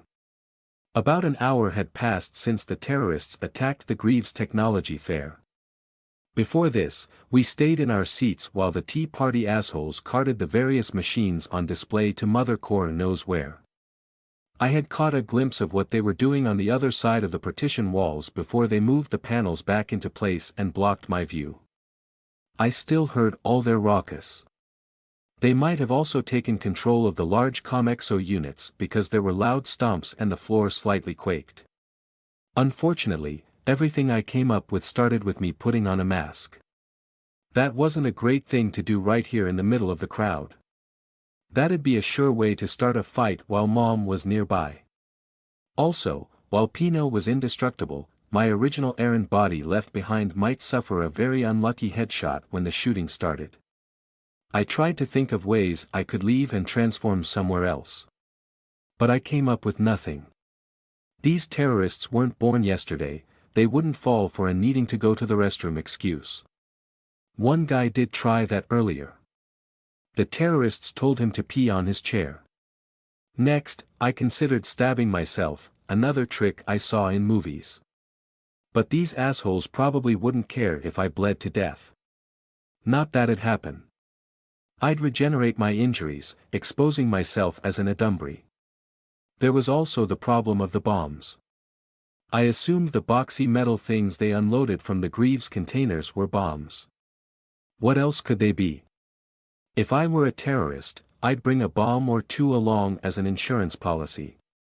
But now that we were changing locations, there could be an opportunity to use my ability safely. Mom was also out of the way. I'd have to save her later, of course. Maybe Dean could get her while I stayed here and be a humongous distraction. Distraction and destruction. She abruptly stopped walking. Looking over her shoulder, she glared at me, obviously trying to tell me something. Too bad neither of us had telepathic powers. What is it? I asked in a low voice. Did her guardian angel have a message? As we shuffled out of our row, Dean let me go ahead of her and walked close behind me. She tightly gripped my arm and bent down to whisper right at my ear. Whatever it is you're planning, don't do it. That's what Gabe told me to tell you. But I'm not planning anything, I said. Technically that wasn't a lie. I was just entertaining the thought of berserking as Blanchett. I wasn't going to do it because I might lose control and crush Mom if I brought down this building. Aaron, we're going to save your mom, she continued. I promise you that. But now's not the time. We should listen to Gabe so that we'll be safe. We will be safe. I questioningly repeated her words, emphasizing we. I was hinting that her guardian angel's advice was only for her safety, it didn't include Mom and me. Or the other hostages when it came down to it. I was laying the groundwork for possibly manipulating her later. Yes. Dean firmly said. I wasn't sure if she picked up what I was implying. I'm going to make sure that all of us, and I mean all, will make it out alive and well. Her claim was a tall order even if she had a future-seeing pet. But it was a good thing her hero instincts kicked in. It was easier to push her in the direction I wanted if I could market it as being heroic and selfless. We followed the stream of people shuffling out of the makeshift hall. The terrorists had removed some partition wall panels at the end of the aisle to allow us to move out faster. Packed crowds irritated me to no end, so I tried to entertain myself by people watching, or rather hostage watching. I hadn't been in this situation before, it was interesting to see the different reactions of people. Most had gaunt faces, heads bowed, and shoulders slumped. Others had blank expressions, probably shocked at the misfortune that had befallen us, their eyes staring into nothingness. Some looked like they had been crying, with runny makeup and puffy eyes. A few stood tall, striving to appear confident and unfazed. Look, there are others, Dean said as we exited the hall into the wider event area. It turned out that we weren't the only ones taken hostage. Smaller groups from other parts of the convention center merged with ours, swelling our numbers to more than 200. This telegraphed that there were more than just a dozen or so terrorists. If they had to guard all these people in different locations for the past hour, there had to be at least 20 of them, likely more. What do they need so many hostages for? Wondered the woman in front of me. Shut the hell up, someone rebuked her. Her voice cracked as she started to get hysterical. They must be planning something bad for us, she insisted. That was already obvious, but I knew she meant that the Tea Party might have something worse in store for us than simply holding us hostage. When are the police going to come and save us? The woman's friend, probably her boyfriend, calmed her down. She did have a point. The more hostages, the better for bargaining with the police, but it'd also be harder to manage. Mother Core, in our time of need, the middle-aged man sitting beside me earlier was mumbling a prayer while holding beads. I didn't take him as someone religious. Be our guide, our strength. Oh my God, Jeff! Cried out a girl. Her voice sounded young, I couldn't see her because she was further ahead in the crowd. And I also didn't know who Jeff was. From the wailing and shouting, I'd say he was one of the dead bodies. We passed several of them. It was easy to tell if a corpse was coming up because there'd be a wave of murmuring. Next, the mass of people would push against each other, parting to give a wide berth to the corpse. Dean tapped my shoulder. I raised a brow at her. She pointed to a corpse lying in a fetal position behind a table. It appeared that the man tried to hide behind it for cover, but it wasn't as bulletproof as he'd like. The shot was pretty lucky, blowing away a quarter of his head off. Well, the terrorist was lucky, not him. I was about to ask Dean what was up with this specific corpse when I noticed he was wearing a University of Nevada jacket. If my hunch is correct, it's going to be our chance to. The tall man in front of me suddenly turned and bent down. Dean and I jolted in surprise. I tried to stop myself from punching him. While walking backward, he talked to us. "You girls planning to escape?" A neatly trimmed full beard covered his face, and he wore a fitting dress shirt that emphasized that he was jacked to the max. He also had a Greaves employee ID. "I think most people are thinking of escaping," Dean chimed in with steel in her voice. "It's only normal." I sensed she wasn't too keen on this man and was probably trying to make us appear less serious with what we were talking about. "Me and the missus want to join." The man jabbed his thumb at his chest and then pointed to the woman with curly hair beside him. "Tesh, what the hell," said his wife. "Face front if you don't want to be obvious about it." "Sorry, ma'am," he said as he spun around. "Might as well paint yourself neon green if you want to draw attention to yourself. I'll frigging do just that if we get out of here in one piece." He continued our conversation over his shoulder. "Stay close to us, got it? We'll aim to be in the same group if they do split up everyone." His wife added, "I'm Kira, and my hubby is Tesh. Just say we're relatives. I'll have a mega crying sesh about losing my nieces if they try to separate us." "Okay, we will." I wasn't going to refuse them fodder for me. I gave Dean a sidelong glance, asking for her thoughts. She furrowed her brows. I shrugged. After a couple of seconds, she tilted her head, giving me the go-ahead. However, she was making apparent her displeasure, or possible distrust, of working with these people. And I found that extremely weird. Shouldn't she be happy that we have teammates in our quest to be heroes and save people? Her guardian angel didn't appear to have said anything, so this must be a good choice. Tesh gave us a thumbs up, while Kira simply nodded. The turtle's pace of the crowd. Were there any fast turtles? Slowed to that of a snail's. The choke point was the wide double doors leading to the function rooms. The terrorists seemed to divide people into groups before sending them in, causing heavy traffic. Dean and I looked at each other, our eyes glinting in celebration. But others weren't as happy as us. Some were worried that the Tea Party was making smaller groups of hostages to execute us efficiently.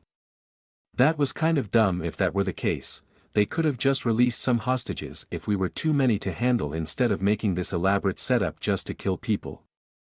So far, we also hadn't heard any gunshots or cries of pain. If they were really killing people, I could just fight them. 18, 19, and 20, said the terrorist at the door. He blocked the way with his gun like a parking lot gate, those swinging arm thingies. The 20th guy in the line followed the rest of his group through the doors. Next, the terrorist called, and he began counting again. In my estimate, Dean and I would be part of this group. "Short girl, you're 19, the terrorist said, even though I wasn't that short. Unfortunately, he wore a balaclava with a visor covering his eyes, so I couldn't note his appearance to shorten his life later. Next. Wait for me. The familiar female voice made me turn. Imani dove out of the crowd to reach me. I'm their friend. She unceremoniously pushed back the next person in line and took his place. We're friends. PLE, please don't separate us. I'm going to have a panic attack if. You're 20, said the terrorist to her. Shut it and go. Not sure if I should even listen to anything she'd say. There was no way Imani was an innocent hostage at the wrong place and wrong time like me. I may not be innocent in many things, but I was 100% innocent this time. I came here expecting a boring-ass event with nothing happening, but it ended up like this through no fault of mine. Faux. Or definitely faux. I took inventory of what I knew about Imani.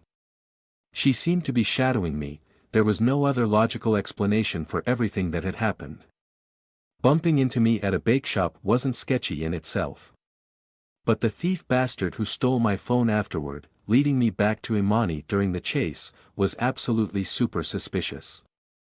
I bet that guy was part of some kind of setup to make me feel grateful to her for helping me get my phone back. Then I'd become friends with her, and, I dunno what was the next step of their plan. She knew I was staying in a condominium while I was here in Vegas, so they were tracking me. For what reason? I had no clue.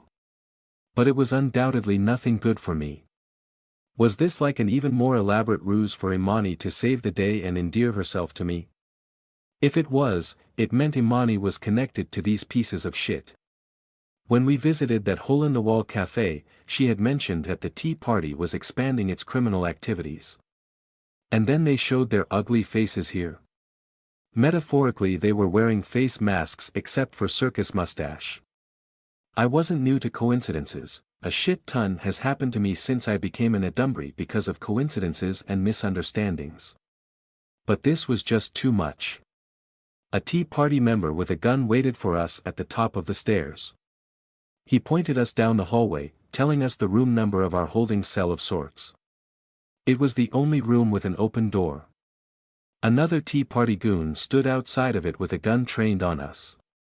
Walking through the corridor, I intently listened for any sound coming from the rooms we passed. Nothing. Either the rooms had good sound insulation, probably a must-have for hosting an event, or there were no people in these yet. In any case, Dean and I had guessed right that they would split us up. They were dividing like a couple of hundred people into groups of 20-ish. There might be rooms with a capacity for bigger groups. Assuming we'd end up with 10 groups, there was no way the tea party would put a guard in each group. Even if there were a couple of guards per room, some groups of hostages might still try to overpower them. Better not to have any guards inside the rooms at all. Instead, I expected them to lock the rooms from the outside and have someone guard the corridor. This was what Dean also thought was going to happen. And that was exactly how it unfolded. When we reached our assigned room, I checked the door across from ours. A black contraption secured it with a huge metal bar placed there by these terrorists. The rooms behind me didn't have it, but those further ahead did. They filled the rooms with hostages starting from the furthest one. Okay, man. Tesh held his hands up. We're following your instructions. Don't hurt us, Dean chimed in, trying to sound like a damsel in distress. Unfortunately, her charming magic did not affect the tea party member who kept his gun pointed at us. Hey! Imani exclaimed as the terrorist shoved her inside the room. She bumped into me, and I hit Dean's back. Watch it, you, she started to yell. The terrorist shut the door in her face. That jerk. Imani turned to me, her frustrated expression that was probably faked softening into a friendly one. Sorry for bumping into you, Errand, she said. That's the second time that happened. I swear I'm not doing it on purpose. Yeah, I guess this is twice now, I said. And probably intentional again. But it's not your fault. He pushed you. After a second of thought, I added. Are you okay? Friendly and caring Errand reporting for duty. Imani's plan was obviously to get close to me, and I was going to give her that to know her true intentions. Yes, I am. Don't worry about Wah. She flinched at the banging and metallic clanking on the other side of the door. The terrorist was presumably installing that lock mechanism thingy to shut us in. Whirring sounds and keen whining followed. The door vibrated a bit. We skipped back as 3 tiny drills breached the thick wooden door. The drills expanded into hooks, securing the entire contraption to the door and locking it in place. "Thank the Mother Core they're not executing us," a woman exclaimed, her voice wavering as she broke into tears. The other hostages spread out in the room, leaving me and Dean, Tesh and his wife, and also Imani by the door. The praying man walked a few paces away, stopped, and then returned to our huddle. He must have heard us talk about escaping earlier and wanted to listen more about our plans. "Do you know who'd also be interested in our escape plans?" I quickly glanced at Imani to check her reaction. She was chewing her lips, deep in thought about something. Probably thinking about how to rat us out. Rather than assigning guards to each hostage group, it was better to plant a mole to watch us. "That's that, I guess." Tesh sighed, throwing his hands up in resignation. "We're locked in here. Without any of them with us," Kira pointed out. "That's definitely progress on the not getting shot part, and also the trying to escape part." "This looks pretty secure though," her husband said, thumping the door with the side of his fist. "I'm sure we'll be able to figure out how to get out," I said, looking over at Dean. Dean nudged her head to the door and raised a brow. I shrugged in response, signing that I had no idea how we were going to destroy the door without exposing our not-so-human secret. She narrowed her eyes, looked at the door in thought, and firmly nodded as she faced me again. I took that to mean that we'd eventually figure it out. Really weird and a bit amusing that I could non-verbally communicate with her to this extent. Could it be, I sarcastically thought, that I finally found a true friend? We spent a lot of time together, and I might be better at reading her actions and predicting what she was thinking. But if I could do that, could she, in turn, also read my mind? If I wore my face well, she shouldn't be able to. Nothing that elbow grease can't open. Tesh half-heartedly laughed at his joke. "Yeah, right," scoffed Kira with her hands on her hips. "You haven't been to the gym for half a year, and you want to force this open?" "It's best not to antagonize these criminals," warned the praying man. "That'd only draw attention to us. If we're unlucky and make a mistake, they'd closely watch our specific group, making it harder to escape. That is, if they don't kill us." "Right." Tesh looked at his wife, then at Dean and me. He must be weirded out that the praying man suddenly inserted himself into our group even though we hadn't invited him over. Not that we would reject him, we'd probably end up trying to convince everyone to join in on the plan anyway. "We need to make a foolproof plan before acting," said the praying man. "Let's check this room and talk to others. Maybe we'll learn something." He walked away, stopped when we didn't follow him, then waved for us to come. Tesh followed him, and so did the rest of our group. I was getting the vibe that prayer man wanted to be our leader. He didn't even introduce himself to us. Drama in a crisis movie? I had seen plenty of those. We were in a fairly spacious conference room. There was a long oval-shaped conference table with 20 seats, 8 on either side plus one chair on each end. On the far wall, the white projector screen was rolled down. The projector on the ceiling was turned on, displaying a picture of Circus Mustache with a speech bubble above his head saying, "Wait for the video to start." 4 people sat down by the table. But most didn't, wary of the large object on top of it. It was a black metal box, similar to the others I saw at the fair. It was about the size of an ice cooler chest. A bomb per room? Okay. Why do they have so many of these things? If I transformed into Pinot, would the errant body I'd leave behind survive a bomb?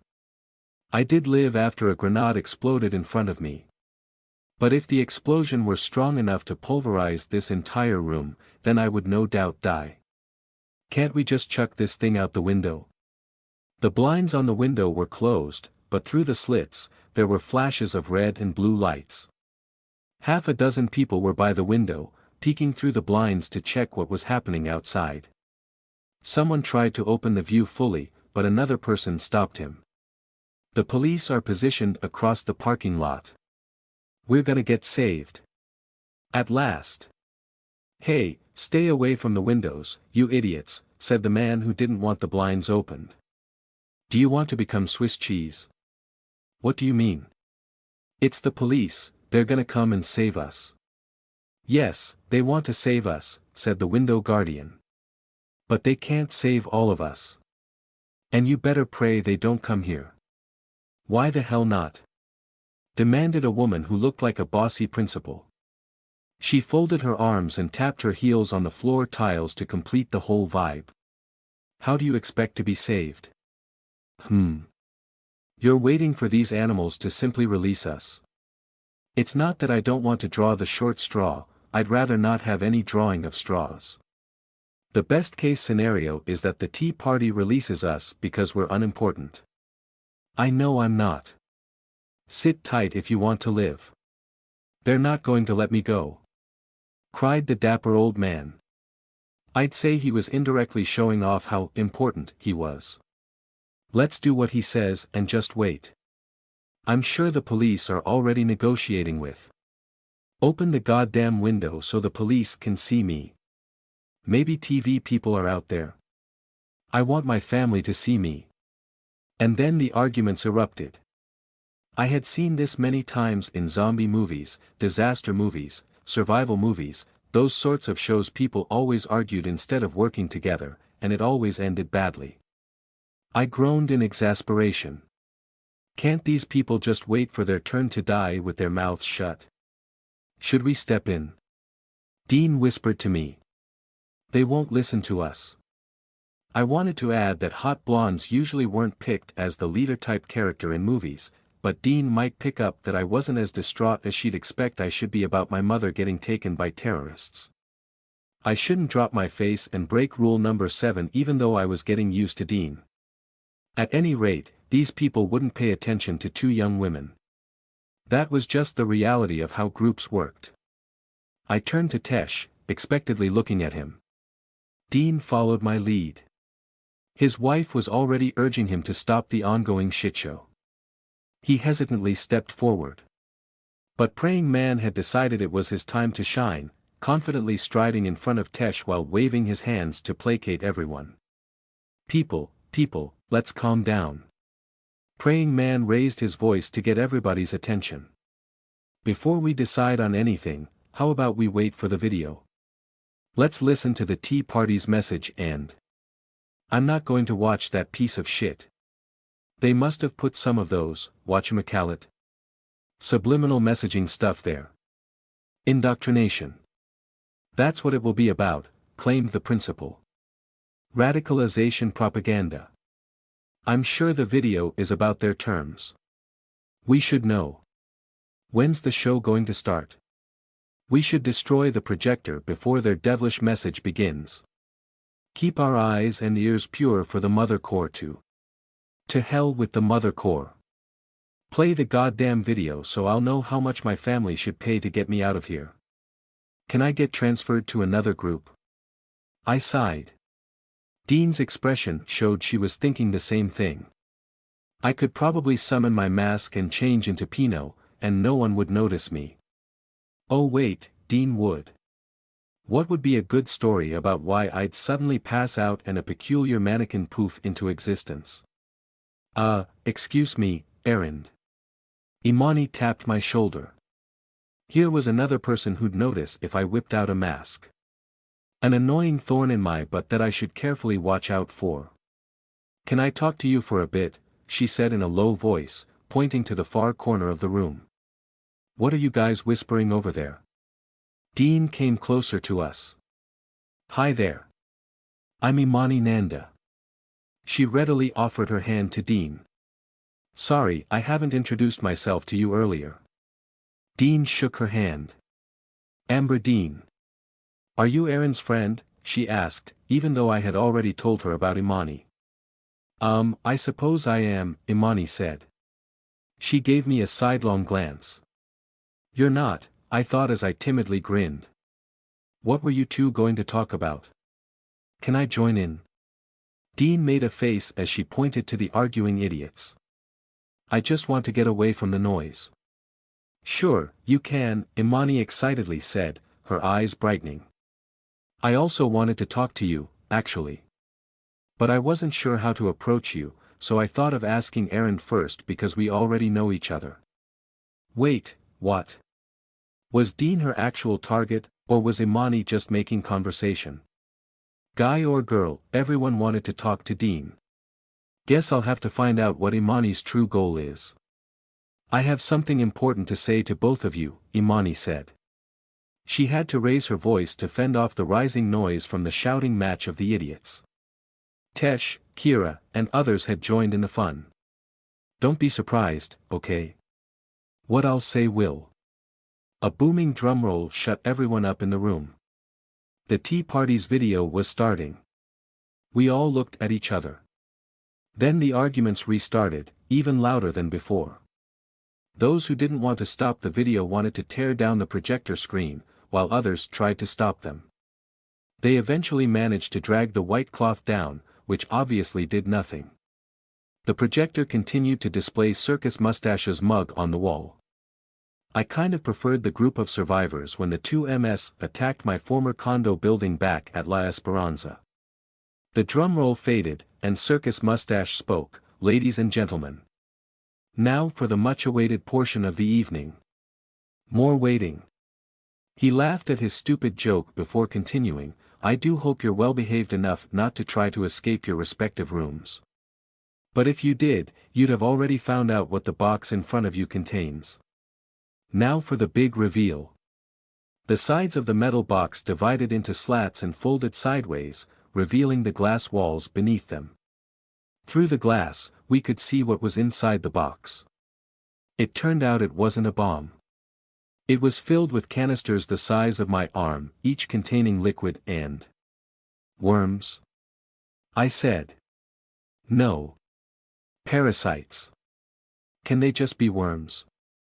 I hadn't seen how the attack on my former condo back in La Esperanza began, but I figured it would have been something like this. I spotted tons of broken canisters inside an elevator on my floor. They were on the pushcart I used to move my original errand body around while in my Pinot form. And how many worms in canisters were there in the world? It wasn't like these were sold at the local grocery store. These were the same parasites the two MS were using that they created, according to Stella, which meant that the tea party and two MS were connected. Quiet down, everyone. Praying Man said, pushing away the idiots who tore down the projector screen. For the love of the Mother Core, quiet down. We should watch the video because this is a matter of life and death. Aaron, is something wrong? Dean whispered. Her brows furrowed as she leaned close to me. Something must have shown on my face. Probably my annoyance peaked. Yes, I stammered. Fearful. Anxious. Let's go with a worried expression. I think I know what those things are. Really? What? My condo, my old condo. I shivered as I trailed off. I didn't need to elaborate. Dean's eyes widened, realizing what I meant. Settle down, children, Circus Mustache said. But if you are already settled down because you're well behaved, then ignore that. I assumed the reveal of our special guests on your tables would cause some of you to react, perhaps violently, so I paused to give you time to digest the situation and compose yourselves. Are you sure? Dean said. She noticed Imani subtly shuffling closer toward us, trying to listen to our conversation. Dean lowered her voice. There, those things in your condo? I shrugged. I guess so. I'm not sure, but what else could they be? Listen to me if you want to leave this building, Circus Mustache continued. Leave alive, mind you. I'm not doing some wordplay trick that you're leaving this building in body bags or in pieces. I'm a man of my word, and I swear you'll be able to leave alive if you listen to me. There was murmuring among us, those words made our whole group calm. No more outbursts or fighting. These people wanted to learn how to survive.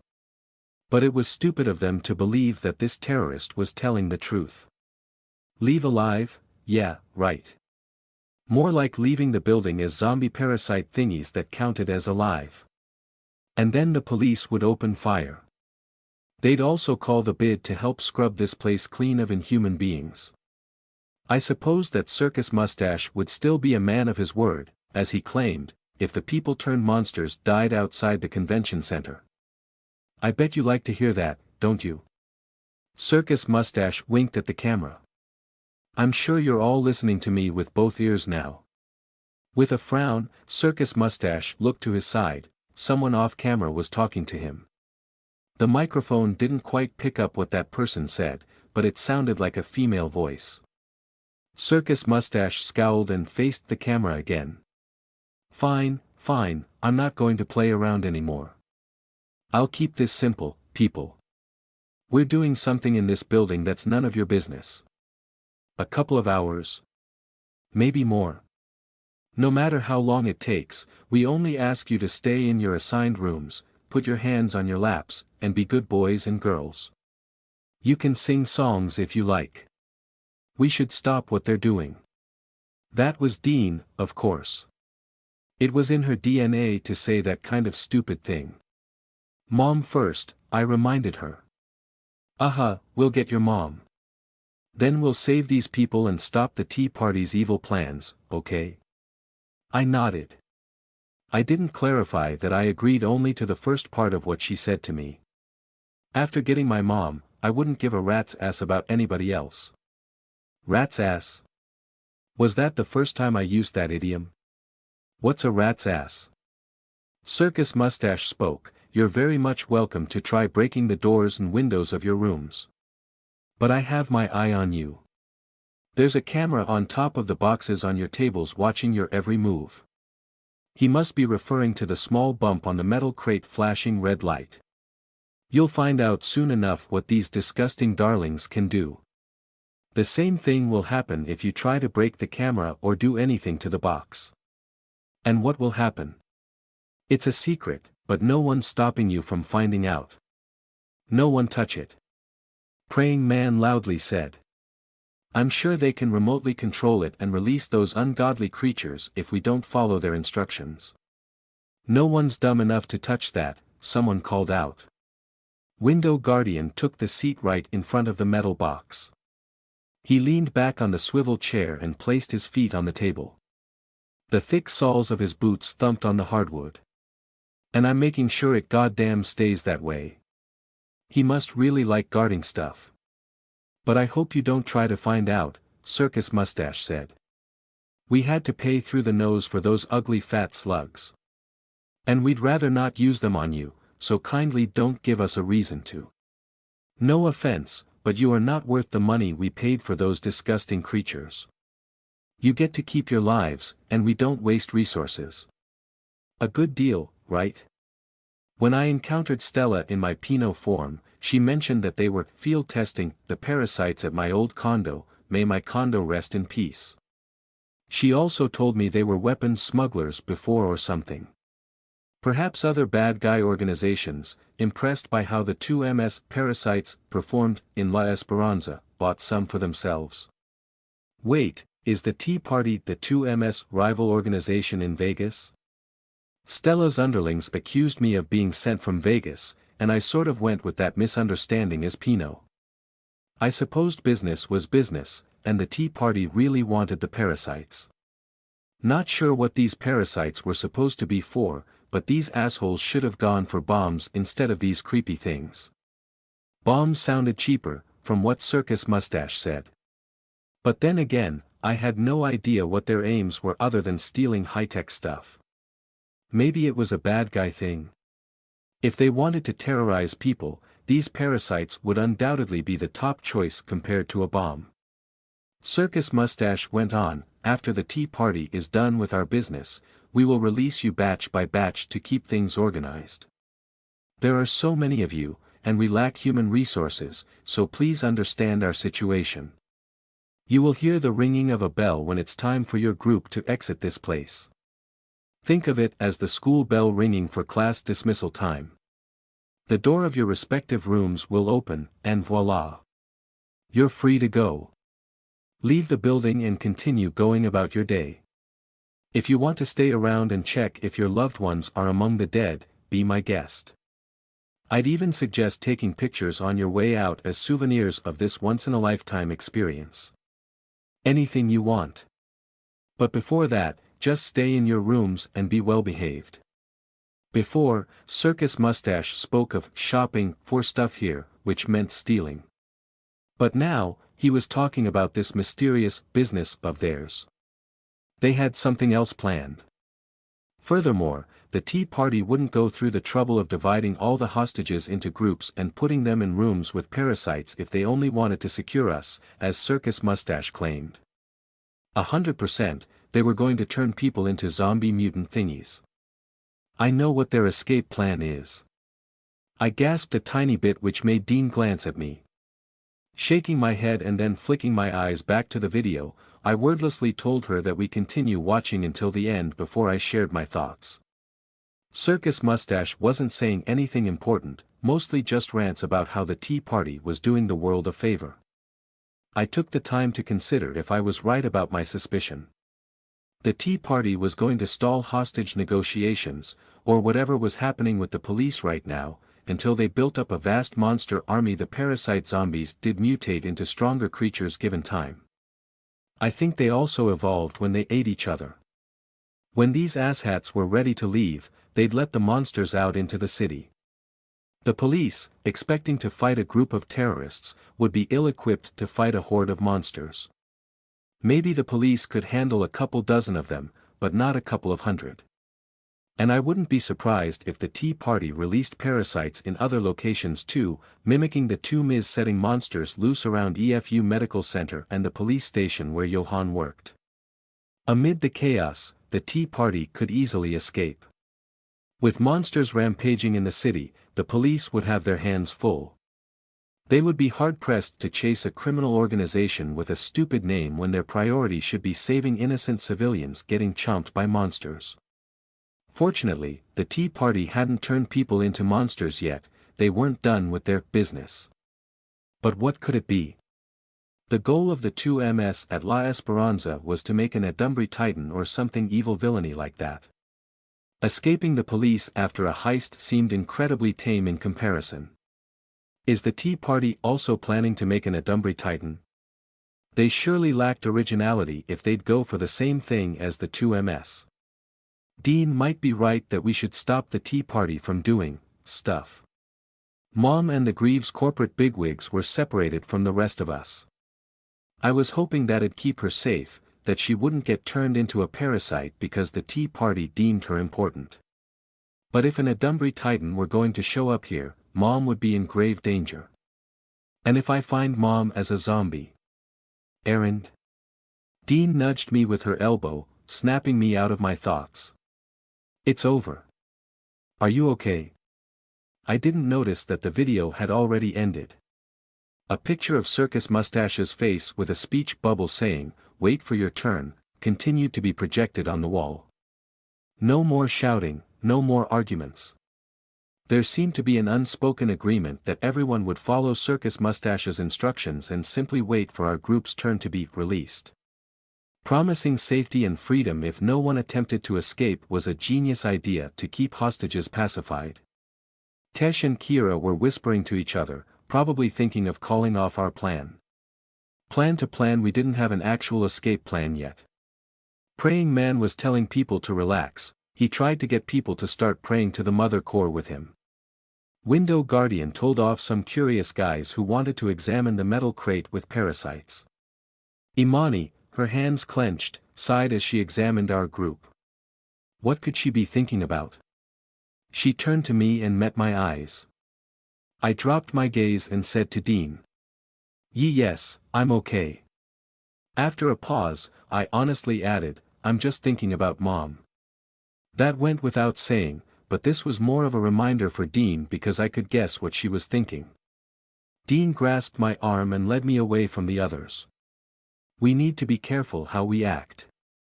Behind her, I noticed Imani tentatively approaching us. I know you're worried about your mom, Errand. But we shouldn't act rashly because we'll endanger these people. But in Dean's eyes, my mom's life didn't outweigh 18 others. She wouldn't agree to sacrifice everyone else to save only Mom. And I needed Dean's cooperation to protect my errand body after I turned into Pinot and for her future seeing powers to navigate this situation as safely as possible. Tell me what you know about those worms, Dean said. We'll figure out. She stopped talking because I was shaking my head. She looked over her shoulder. Imani? What is it? Sorry for interrupting, Imani said. But I have to continue what I was about to tell you earlier before we were interrupted. It's really, really important. You see, I'm also. I think that can. Wait later, Dean interrupted her. Erend and I need to talk. Dean, it's fine, I said. Before planning anything, we should first find out what Imani truly was. Depending on what she'd say, I'd know if she was a spy, as I suspected, or not. And we'd also be alerted if the tea party already knew about us. Let's hear it, Imani. Okay, this might come out of left field, she said, and I really don't know how to start this, but here goes. She took a deep breath. We're all on the same side. Huh? I said. She needed to be more specific than that because I was on a lot of sides. Pinot was even on the tea party side because I pretended to be hired by the criminal syndicate here in Vegas. Imani leaned closer and whispered, I'm working with the professor too. I also fight Adumbri like the two of you. What? Dean exclaimed. Some hostages looked at us. I wanted to cover my face with my palm in exasperation. She bent down and whispered, what are you talking about? It's kinda late to play dumb, Dean, I said with a nervous laugh, even though I wanted to wrangle her neck. Way to expose us, my stupid best friend. I didn't immediately react to Imani's revelation because it wouldn't surprise me if the tea party had intel about the professor, and she was using it to get closer to us. We were a threat to the tea party. If she could fool us into thinking we were allies, she could neutralize us when we least expected it. More than half of me still suspected her of being a mole. But another possibility arose: the secret organization behind Dario could have sent her. They wouldn't care about me, but they'd certainly care about Dean. This would explain why Imani was interested in Dean over me. You and Erend are part of a group in La Esperanza that fights Adumbri, Imani told Dean. Somehow, it irked me that she faced her instead of me. You are working with the professor. He gives you supplies such as weapons, and also suppressors and the diluters. Yes, I know what those are, the blue and red vials. Unfortunately, I don't have any on me to show as proof. Dean's forehead wrinkled, but she didn't say anything. Good thing she was guarding her words now. As for me, I wasn't still sure which of my two guesses was correct. There was another possibility: could Imani be someone innocent that this professor asshole tricked into becoming a hero, like Myra and the rest? I know this is a big shock, Imani pressed on. Believe me, I was just as surprised as you were when I knew there were other groups. Unlike your situation in La Esperanza, my friends and I fight the Adumbri in this city, mostly just the criminal gangs dealing with the Adumbri black market. We do our best, but we're not as accomplished or experienced as you guys. Do you also have? Dean placed her hand on her chest where her artificial core should be. She didn't finish her sentence, possibly testing Imani if she knew about it. An artificial core? Imani shook her head. I don't have one. There are 4 of us in our group. Only 2 have artificial cores. Yes, I know about artificial cores because we also work with the professor. And I also know that you have one while Erend doesn't. I hope that's enough to convince you. Hearing her story, it was probably safe to say Imani wasn't with the tea party. Not sure if that was a good thing though. I asked her, but why now? Erend's right, Dean agreed. Why weren't we told that there are other groups like yours? All this time, we thought it was only us at La Esperanza and the professor fighting the Adumbri. I also only recently knew about this, Imani said. Just a few days ago, in fact. She explained that the professor didn't want the different groups with artificial cores to know about each other for security reasons. The professor decided to tell us about you guys in La Esperanza because of Dean, I finished. Everything was starting to make sense. Different groups with artificial cores bolstered Myra's theory that there was a huge secret organization behind Dario and that the story he sold to us was bullshit. It'd also make sense that they'd look for Dean, given that she had a powerful ability.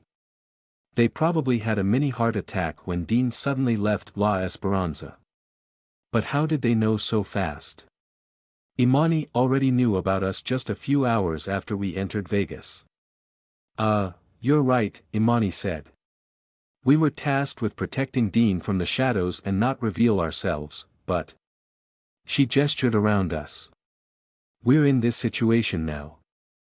I choose to talk to you and tell you the truth because we should work together.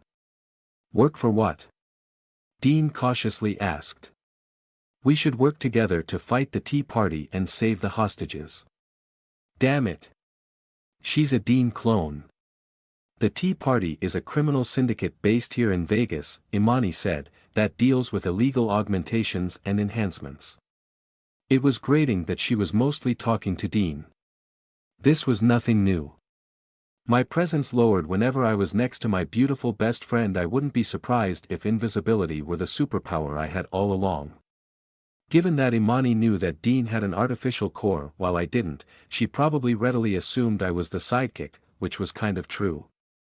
Imani tilted her head towards me. I think I had mentioned the Tea Party to Aaron when we were at the cafe buying food and drinks. Dean glowered at me, conveying with piercing eyes that she was still pissed that I kept my meeting with Imani a secret from her. She was more of a mom than my actual mother. I squinted at the ceiling, pretending to have trouble remembering our cafe conversation. I guess so. Weren't we chatting about whether it's safe around here or something? Vegas isn't like the safest place to live, but I didn't know it was this dangerous here. I'm sorry you experienced this during your visit. Imani gave us an apologetic grin. Vegas isn't like this usually, I swear. But now that we're in this situation, we have to act. We can't let the Tea Party get away with what they're planning to do. And we have to save the hostages too, Dean said. Her eyes flicked towards me. All of them. Imani perceived the meaning behind Dean's words. Don't worry, Aaron. She proceeded to repeat the same tiresome assurances Dean had told me several times already. Those were empty words until I saw concrete action. What else do you know about the Tea Party? I interjected. Now that we knew Imani's deal, it was time to question her and perhaps wheedle out the truth. I wasn't simply accepting her story. Your group is fighting with them, am I right? Imani's eyes widened. How did you know? I didn't say anything further because she might pick up some stuff and pretend she knew about it all along, like a fortune teller making general predictions to give an air of credibility.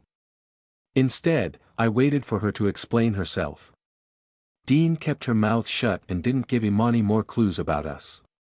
After a few seconds of awkward silence, Imani realized she should continue talking. You're right, my friends and I are fighting the Tea Party here in Vegas, just like your group is fighting, the Adumbri, in La Esperanza. She looked over her shoulder when she mentioned the word Adumbri. The Tea Party is the biggest tech gang in the city, probably the whole state. Quite famous here. But people know only about the tech aspect of their illegal business. Their other operations, black market Adumbri body parts trading, protecting actual Adumbri, those sorts of crimes are not so well known. They even have Adumbri among their ranks too. Though I know the Tea Party's Adumbri activities are far below what you're up against in La Esperanza, I can see that on TV. However, we had some successes against them. The biggest one was exposing their laboratory a few miles outside the city. A small group of bid agents came to investigate the information we leaked. Fighting ensued, and the outnumbered agents would have all died if we weren't there to save them. We also trapped their previous leader until bid reinforcements arrived. Too bad he offed himself before he could be arrested. Pride oozed from Imani as she told us that story. Was she trying to show that their group could also pull their weight? She was probably intimidated because we were so much more accomplished, in her mind. And the professor told you about the tea party doing, Adumbry stuff? I asked. Then you formed a group too. No, not me. Our contact with the professor is Jubjub. That's her codename, by the way. We agreed to use codenames when on a mission. Jubjub says it'll be safer if someone overhears or eavesdrops on us and that it'll also help foster group cohesion. I gave Dean a sidelong glance. She closed her eyes a second too long for a blink, telling me she got it. The codename story was the same thing Dario told our group. This must be part of the modus operandi of this secret organization making artificial cores. For sure, codenames would contribute to the feeling of being sort of a resistance movement, the secrecy thing, being heroes and all that. Other groups with artificial cores and I was sure there were more of us must also be using codenames. Sadly, Dean and I never got to pick ours.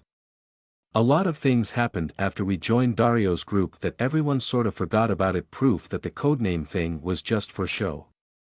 The tea party got its name from Alice's Adventures in Wonderland, Imani explained. You know the book written by Lewis Carroll? Most people think that it's from the Boston Tea Party and that they're a terrorist movement against the government, but that isn't so. The previous leader of the Tea Party went by the alias Mad Hatter. The current leader calls himself March Hare. Those two characters are part of the Tea Party scene in the book. Oh, Jubjub Bird. Dean blurted out. It's also a character from Alice's Adventures in Wonderland, isn't it? My nanny read it to me when I was a kid. I remember. Did you also get your codenames from the same book? I asked before Dean could reminisce more about her childhood that nobody cared about. While I was allergic to emotional stuff, I was actually doing Dean a huge favor here. Everybody knew that if the side character in a movie talked about their backstory, they would die soon. And, yes, I was the main character here, even though it didn't look like it. Once I turned into Pinot and started my not yet formulated plan of saving Mom and kicking Tea Party ass, I was going to be the star of this show, this shit show. Not the book, Imani said, but from the poems also written by Lewis Carroll. My codename is Tove, our leader is Jubjub, and Boojum and Snark were the two guys you saw earlier with me. Those are the names of mysterious creatures that Lewis Carroll only vaguely described in his poems. And they didn't actually appear there. Lewis Carroll himself wanted them to stay unimaginable. He even wouldn't confirm if they really existed in the world of his stories besides being mentioned by the characters. We thought they'd be good names for a group that operates in the shadows. That's a cool theme, I said, mildly impressed. The names Blanchette and Pinot were from fairy tales too. But the whole Lewis Carroll reasoning for Imani's group's codenames was so much better than mine. My process was just a step above picking names from vaguely related stories to my powers. Yep, it is, Dean agreed. Should we call you Tove, or is Imani fine? Just call me Imani so there's less confusion. Anyway, back to the tea party, I said. There's something I want to ask. Your group is fighting them, right? Do you know what they want here? We don't know exactly what they're planning this time, said Imani. Stealing the items in this fair is one, but it seems that's only a cover for their true goals. Those worms on the table, I guess it's connected to that. Something this big, attacking an event like this, and also taking into account what's happening over at La Esperanza recently, I'm sure they're going to do something Adumbra related. You didn't know the tea party was going to come here? No, Imani said after a suspicious pause. Then she spoke more firmly, if we knew beforehand, we could have prepared for it, maybe even alert the police. I don't think only the four of us could do anything to stop this from happening. So, why are you here? I asked, trying to keep an accusatory tone out of my voice. Oh, right. I told you I didn't go to tech fairs while we were at the café. We were tailing you and Dean for your protection and followed you here. Not protect you from the tea party or anything like that, just protect you in general. And thank the Mother Corps we did because now we can work together to fight the tea party. It's a lucky coincidence, I said, mentally smirking. 3 out of the 4 members of their group just so happened to be here. That didn't sound like a simple protection duty. With only 4 members, it would be hard to keep an eye on us all the time. They'd need to have solo shifts, just like our group did when we were observing Bianca. Imani wasn't telling us the truth. There was a reason that 3 of them were here, probably even all 4. I wouldn't be surprised if they knew the tea party was going to come but just didn't know the extent of the attack. Can I also ask a question? Imani said. Dean and I nodded. How did you know we were fighting the tea party? Do you have information about their Adumbri operations? Did you learn something from your missions in La Esperanza? It's because I know what those things are, I said, jabbing my thumb toward the box of parasites on the conference table. You do? Imani said. That's great that we have intel. I've been puzzling about what we should do about them. What are they? What do they? Dean stepped forward and said, before we go any further, can I talk with Aaron privately? Sure. Go ahead. I'll just keep an eye on the worms. I hope you don't take this the wrong way. No, I get it. It is pretty suspicious that someone like me just shows up. I'm not offended at all. After Imani walked away, Dean asked me, are we going to believe her or not? She shared my thoughts that Imani's knowledge of the suppressor, artificial cores, and those kinds of stuff were points in her favor. And Imani also knew that Dean had an artificial core while I didn't. She could have only gotten that information from the professor. They're also doing that codename thing, I added. Yeah, I'm like 99% sure she's on the professor's side. But is she on our side? I asked. Is she a Dario Vegas counterpart? Or is she like us before, unaware there's more to this thing than just the professor? We can't know for sure, Dean said. She did say it was this Jubjub was their contact with the professor. Nice quick thinking there, by the way. Did you set her up with that one? I grinned at her. I did. It'd be too suspicious if I asked her directly, so I pretended to assume she could contact the professor, and she corrected me. She could still be lying, but probably not. I agree. She's just like us. Dean's eyes sort of glazed over. Recruited to fight the Adumbri but are actually just experiments. I'm an experiment. Her voice trailed away as she stared at the floor. She shook her head to clear her mind. Good that she had a grip on herself again. Yes, let's make a plan with her. Let's take stock of our forces, Imani said, all businesslike as if we were the SWAT team on a rescue mission. Should I just engineer an accident to force the tea party to press the button? I did not need the hostages now that I was going to work with Imani's group. I bet they'd make for nice puppets. And in the cover of commotion and death, lots of death, I could transform into Pinot. Snark and I have AUGs, Imani explained. Unfortunately, we don't have combat mods for our AUGs. Otherwise, we couldn't enter this event. I only have a stun gun inside my arm right now. She also explained about the powers of her friends with artificial cores. This Boojum guy had vacuum thingies on his hands and could heal himself while sucking up people or something like that. He was like my Blanchette form, just that I ate people to regenerate and become stronger. Sucking or eating, which was worse? Jubjub, their leader, could make shadow familiars to fight and spy for her. She also had other shadow abilities to confuse the enemy, disorient them in darkness, and help her hide. Imani told us Jubjub was somewhere in this building the last they contacted her, hiding while observing everything with her familiars. Familiars, that did ring a bell. Not sure what bell it was though. Anyway, I was right that all 4 of these weirdos were inside the building. They did know the tea party was going to come. We wouldn't have been caught up in this bullshit if they had told us to leave. Jubjub will act and reveal herself when the time is right, Imani said. We can trust her. As for you guys. Dean has an artificial core while Erend has Augs. I elbowed Dean to shut her up preemptively. Imani noticed it. Are you not allowed to tell me what your power is? She asked Dean, completely misunderstanding the situation. I know it's supposed to be really powerful, that's why the professor wanted us to guard you. Guard Dean? More like make sure she didn't escape. And why did Imani think I had bioaugmentronics? Had she seen me display super strength?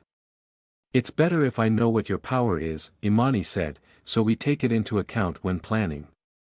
The professor didn't tell you? Dean glanced at me. Then I'm not sure if I should. I shrugged. I think we can just say that when Dean tells you something, it might be a good idea to follow it. Imani raised a brow. Okay then, our priority is teaming up with Boojum and Snark to add to our fighting strength. They should be in one of these other rooms, so finding them shouldn't be hard. The problem is leaving this room and checking the other rooms without putting the hostages in danger. That's right, Dean chimed in. But how can we do that without attracting the tea party's attention? Is there a way to disable the camera on the box? Maybe I can do it. But if they see that it isn't working, they'll know that there's something wrong and release the parasites anyway. I tried to think of a suggestion to contribute but got distracted by shouting. And here I thought our fellow hostages could peacefully sit on their asses for more than 5 minutes. Window Man held one of the chair's legs, trying to pull it down. You idiot. You're putting all of us in danger. It's every man for himself. And then other people piled on the fun, most wanting to stop Chair Guy for obvious reasons. From the bits and pieces I picked out from all the yelling, Chair Guy wanted to try his luck jumping out the window. The others left behind would be in danger because of what he'd do, but he would be safe. We were just on the 2nd floor, and the police were across the parking area. He could probably survive the fall with minor injuries and limp away from the building. But yeah, others would die, and they didn't want that again, for obvious reasons. Tesh strode through the crowd and punched Chair Guy, knocking him to the ground. Then he took the chair away. If you do that, you'll kill the rest of us. Don't you see? They're not gonna let any of us live. At least Emma tried to save me. Tie him up, ordered Praying Man, bringing extension cords he found inside a cabinet. All of us will survive if we follow their instructions. Oh, we got someone with a brain here. Maybe I could use him for something. As I started formulating a plan, Dean ruined my concentration when she grabbed my arm and pulled me back. Into our huddle. Dean. Erend, listen to me, she intensely said. From her furrowed brows and tensed voice, I could tell her guardian angel had an urgent message. Erend, you should take care of yourself, okay? Wait, what? Imani blurted out in confusion. Is this your power? Take care of myself? I asked. Adrenaline coursed through my body because of Dean's warning. What's going to happen? I don't know. Just that you should be careful because something bad might happen to you. Dean placed herself in front of me, shielding me from the parasites and the other hostages. You stay here with me. Then she pointed at Imani. And you need to destroy the camera when I give the signal. The camera? On the box. Why are we dash? Imani abruptly stopped talking, noticing the horrified look on Dean's face. We all followed her gaze and saw a random guy sitting quietly the whole time I hadn't even given him a nickname yet pick up his chair and rush to the windows. The words of Chair Guy must have gotten to him, and he decided to try solo escaping. Kira noticed him too and ran to stop him. Tesh, she called out. Tesh, I need some help here. But it was too late. Chair Guy II was already swinging his sitting apparatus at the window. A large bang echoed as the wheels of the chair connected with the glass. Surprisingly, the window held firm. Dean, Imani, and I deflated at the anticlimactic turn of events. It was funny hearing all of us loudly exhale at the same time. Did Chair Guy II not swing hard enough? Or was the window like those high-impact ones used in hurricane-prone areas? It wouldn't be surprising if the Greaves Convention Center installed expensive windows. The crash sounded different from what I'd expect from hitting like ordinary glass or something. The rest of the room stopped. Kiera. I'm coming. The hell are you doing? Hey, someone stop that guy. Chair Guy II pulled back the office swivel chair for another try. But its wide base and legs got tangled with the blinds, the wheels eating the slats. He tore a section of the blinds as he pulled the chair away.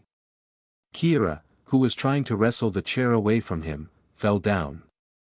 Bright searchlights flashed by the room, and we could hear the muffled sound of rotors as a helicopter passed by. Blinded by anger at his wife getting hit, Tesh charged Chair Guy II and slammed him against the window. Kind of dumb if the goal was to not break the glass and anger the tea party. Others told him to stop being an idiot. Fortunately, the window remained intact. I could see why the tea party kept us here. These rooms would act like holding cells for the monsters they'd make. Only when the parasite creatures had mutated into something stronger could they break out. I bet I'd need to exert a bit of super strength to punch through it if I wanted to. What are you doing? Cried out Praying Man. Just tie him up. Let go of me. The original chairman wasn't done just yet and tried to escape again with his captors distracted. He shoved the dapper old man and window guardian before trying to get another chair and heading for the windows. He didn't get far as others piled on him like he had the football. Is the box secure? Praying Man said, nervously checking it. They can see us, right? Said dapper old man, adjusting his expansive clothes as he stood up. He waved while approaching the box. We are following your demands. Do not harm us. Don't worry about it, Window Guardian replied as he got up. We're not escaping. We even stopped these two morons. They have no reason to kill us. One can hope, said Praying Man. Okay, everyone, let's all calm down now.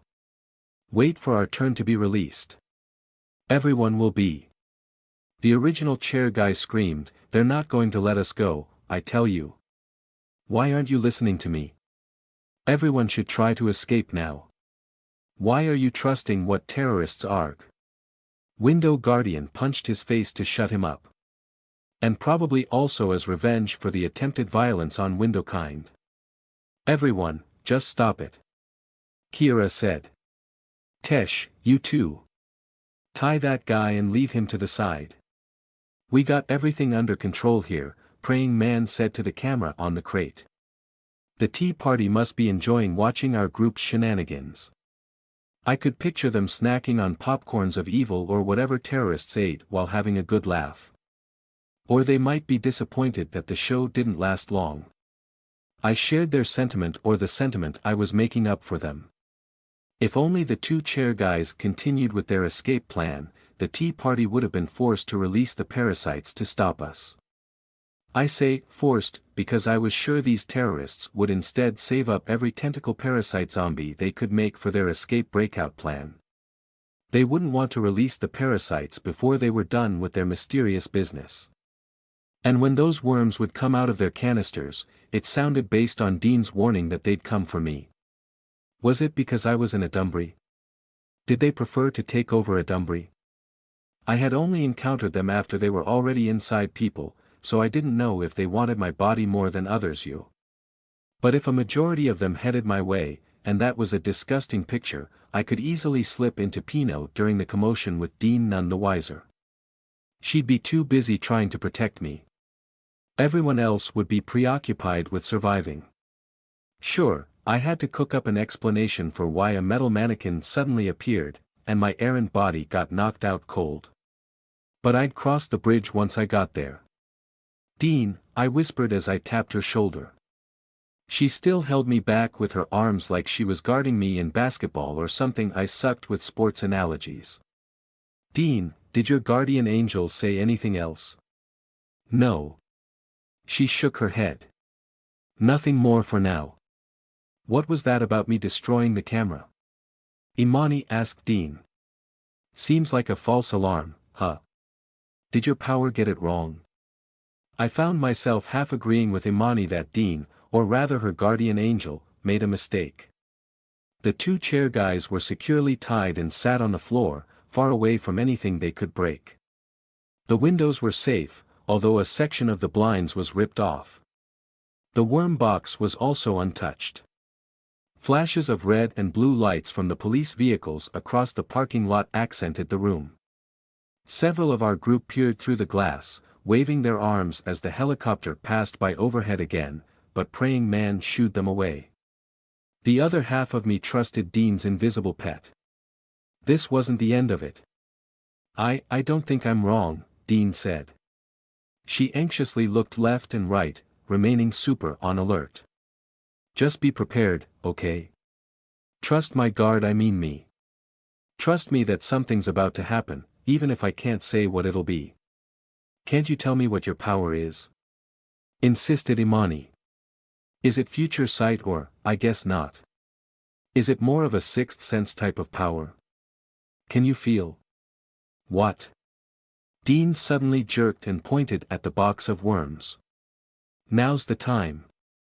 Imani, you have to destroy the camera. You know what? No. Imani stomped her left foot and placed her hands on her hips.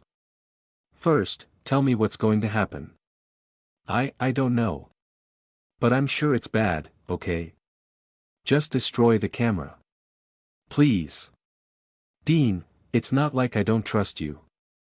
But you have to give me a reason why I should do this. How does your power work? Girls, calm down over there, praying man called out. Just sit down and wait for our turn to get out of here, Window Guardian said. Follow Dean's instructions, Imani, I emphatically said from behind my best friend. You can think of it as some kind of future sight if that'd make it simpler. Though it's not. The important thing is you can and should trust Dean. I doubted explaining about the guardian angel would convince Imani, it'd just make everything more confusing. She still probably wouldn't believe us without a demonstration. And we couldn't do that right now. If I follow her, I might put everyone in danger, she countered. Locking eyes with Dean, she said, I'm not saying you're lying, but I don't have any experience with how your power works. Nothing's happening right now. What if I'm the one who'll make it worse? I could see Imani's point. As Window Guardian commented earlier, the tea party had no reason to kill us, given we had things under control. But it did bother me that the guardian angel warned us to prepare for danger after Chair Guy II tried to break the windows. According to Dean, her pet could see around 10 minutes into the future. Shouldn't it have instead told us to stop the two chair guys several minutes in advance? If it was somehow better to let the chair guys be, then the guardian angel should have alerted Imani, through Dean, to destroy the camera while the commotion was happening. She'd readily comply in the rush of everything. With time to think, she was expectedly doubting Dean. And why wasn't the guardian angel helping Dean to convince Imani to follow her instruction? It should be a breeze for it to do so. I'm missing something. What was that about the guardian angel telling me to be careful? Kind of an out-of-the-blue advice. It was the first time it had a message specifically for me. I didn't believe for 1 second that its main intention was to save me. It never cared for the well-being of others unless it affected Dean. Furthermore, I was the hardest to kill out of everyone in this room. Maybe Dean, actually. But she was cheating with her powers, so she didn't count. So, what's her annoying prescient pet up to this time by telling me to be careful? Narrowing my eyes in thought, I stared at Dean's bouncing golden locks while she argued with Imani. Suspenseful background music was needed here. It was like when the main character in a mystery movie was about to figure out the whole plot. Everything was in slow motion, sounds were becoming distant and muffled, the sound of a heart beating slowly taking over everything. What if I'm the one who'll make it worse? That was what Imani had said. The guardian angel should have taken this into account. But what if that's the guardian angel's plan all along? Imani. I blurted out as I shoved Dean to the side. Dean's pseudo-foresight power has never been wrong. Never. That's why it's super valuable, and the professor wanted to protect it. I don't want to gamble people's lives, she said. I can't just believe. We know that the tea party's going to turn everyone into monsters, I said, and they're about to do it soon. That's what Dean is sensing. You have to destroy the camera. If they see us killing their expensive slugs and saving the hostages, they will send their guys up here to stop us. Dean eagerly nodded. With the camera gone, they'll have to assume the parasites will get all of us. Yeah, they'll just think one of the hostages smashed the camera in desperation or something. They won't suspect we're here. And they shouldn't see what we're going to do, Dean said. As soon as the camera is off, I'll break down the door, and everyone in this room can escape. Yes, Dean can do that with her super strength. She has an artificial core, remember? Are you sure that'll work? Imani said. If you're wrong. Uncertainty was still on her face, but she did take a couple of steps back. Her body was already half turned to the conference table. She needed just a bit more prodding and less time to think about stuff like why were we pushing her to destroy the camera instead of doing it ourselves.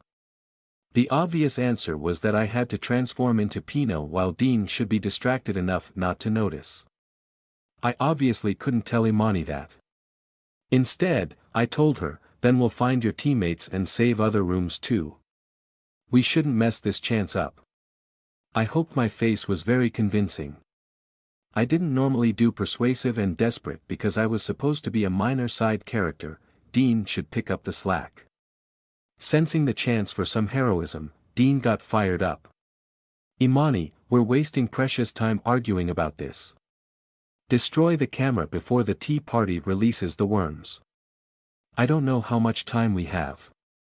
What are you talking about over there? Praying man was approaching us. Camera? What camera? We had been loudly arguing for a couple of minutes. It was surprising that he only heard us now. Don't do anything, hey. Imani suddenly rushed past him. He tried to grab her, but she shoved him away with her right hand, her august arm. Praying man tumbled across the floor from the force, crashing into a potted plant. Everyone, to the door. Imani shouted as she leaped on one end of the conference table. She ran on top of it, heading for the metal crate. Confused murmuring was the only reply. People didn't move. Except one. What the hell do you think you're doing? Window Guardian said as he clambered on the table, ready to intercept Imani. Stop that. His body seized up, his arms straightening by his sides. He fell on his face like a tree, not that trees had faces, and rolled off the table like a log, keeping with tree similes. Imani had the index finger of her right arm pointed at Window Guardian. She shot him with her stun gun. Then she balled her hand into a fist and raised it high above the metal crate. Only then did the other people near the table realize what she planned to do. Most fled in panic to the walls. 2 guys stayed and tried to stop her. But they were too late. Imani's fist hammered the camera. We lied to Imani. I lied to her. Dean actually thought I was telling the truth when she backed me up. The Guardian had to go this route, from giving me a weird message to causing Imani to doubt Dean so I'd understand what it was going for. And it had to indirectly communicate with me because Dean would never agree to this plan. The tea party wasn't going to release the parasites. But now that we destroyed the camera, they would sick those disgusting slugs on us. Why did you do that? Yelled Praying Man, almost screeching. Stay near me, Dean said, so I can protect you. She rushed to the door, ramming it with her shoulder. The top of the door sort of bent back a bit, but it remained shut. Tough door. And the metal bar thingy the terrorists used to lock was doing its job well. I opened my hand and concentrated on summoning. The golden liquid rose out of the crystals on my palm. It slowly formed into a humanoid face. But instead of changing into a deep red color, as with my Blanchette face, it turned silver. I bowed, keeping my hand low and covering the faint light with my body. Her fist smashed through the thick wood. The door still didn't open, it only gained a new hole. Next, she tried to push against the horizontal metal bar, but it remained firmly attached to the walls, barring our escape and holding the door together. Then she tried breaking the door piece by piece, grunting in frustration. "You've doomed us all." Praying man lamented. "The tea party will get angry at us." "I'm saving you guys," Imani explained. No one cared to free him, but he gave the rest an idea of how to escape. They all flocked to the windows, bringing their own chairs to attack it. Most of them hit other people instead of glass. I had seen sports riots more organized than this. "No. Don't go there. To the door," Imani ordered them. Dean instantly turned around, her eyes on the table. I was crouching low to her left side, hiding my summoned Pinot face. She shoved me behind her, instinctively protecting me. I didn't get to see what happened next to the metal crate. But as she pushed me back to the door, I noticed that she had made some progress breaking it down. There were now 3 holes. The middle one was the biggest, large enough to fit my head through. There it was, the slow motion when the main character was about to figure something out. I stood up, putting on my Pinot face while aiming my head at the hole. The last time I transformed into Pinot, which was also the first, I did it through a dream with Spooky Errand. I didn't know how I became 2 bodies. But with this setup in front of me and the knowledge that the guardian angel prepared everything, I felt this was the correct course of action. My head shot through the hole in the door just as Pinot's face covered mine. The next time I opened my eyes, I faced a door with holes. Through them, I saw Erin pretty and cute as usual, but a bit pale because I didn't bother to put on makeup. My original body, outlined by a faint gray hue, closed its eyes and fell back unconscious, temporarily dead, or whatever. Dean's concerned voice filtered through the holes. "Erin. What happened to you?" I stepped forward, about to speak, but some asshole interrupted me. "Stop right there, scrap metal." Turning to my left, I saw 2 Tea Party members down the hall pointing their guns at me. "That won't work," I told them with my robotic voice. They opened fire. A cloud of bullets slapped my body. Staggering backward, I fell on my ass. I may be indestructible, but I was as weak as normal human Errand. Instead of raising my arms to shield myself, I splayed my body on the floor, pretending to be dead. They fired a couple more times to make sure I was down. I could somehow feel the slight vibrations on the floor as they cautiously approached me. Turning my lone eyeball to the right, I noticed that our room door had several tiny new holes from the ricocheting bullets. Dean's guardian angel should have told her to get away from the door. And no way she would leave my unconscious body behind. Given that I was still Pinot, I assumed everything was good. Good for me. The rest of the hostages weren't faring that well, judging by all the shouting and shit. Instead of trying to discern what was happening inside, I tuned out the hostages and focused on what the 2 Tea Party members were mumbling to each other. "Got out?" I didn't wholly catch what Bastard One said. Their masks and tech gear stuff covering their faces stifled their voices. Are they supposed to look like this? Bastard 2 kicked my head. Dunno, man. Reckon they'll get pissed we killed one. Let's just shove this back in. The other terrorist knelt to examine me closely. He poked my eye with the end of his gun. This thing really dead? No bullet holes. I raised my right arm and pointed my index finger at his chin. The tip of my finger opened with a slight hiss as an ethereal projectile shot into his body. As soon as I felt our thoughts link up through the blue thread, I blasted him with a command.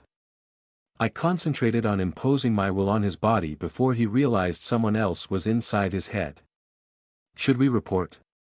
Bastard one didn't get to finish his sentence as a few rounds entered the back of his head, splattering his brains on the door.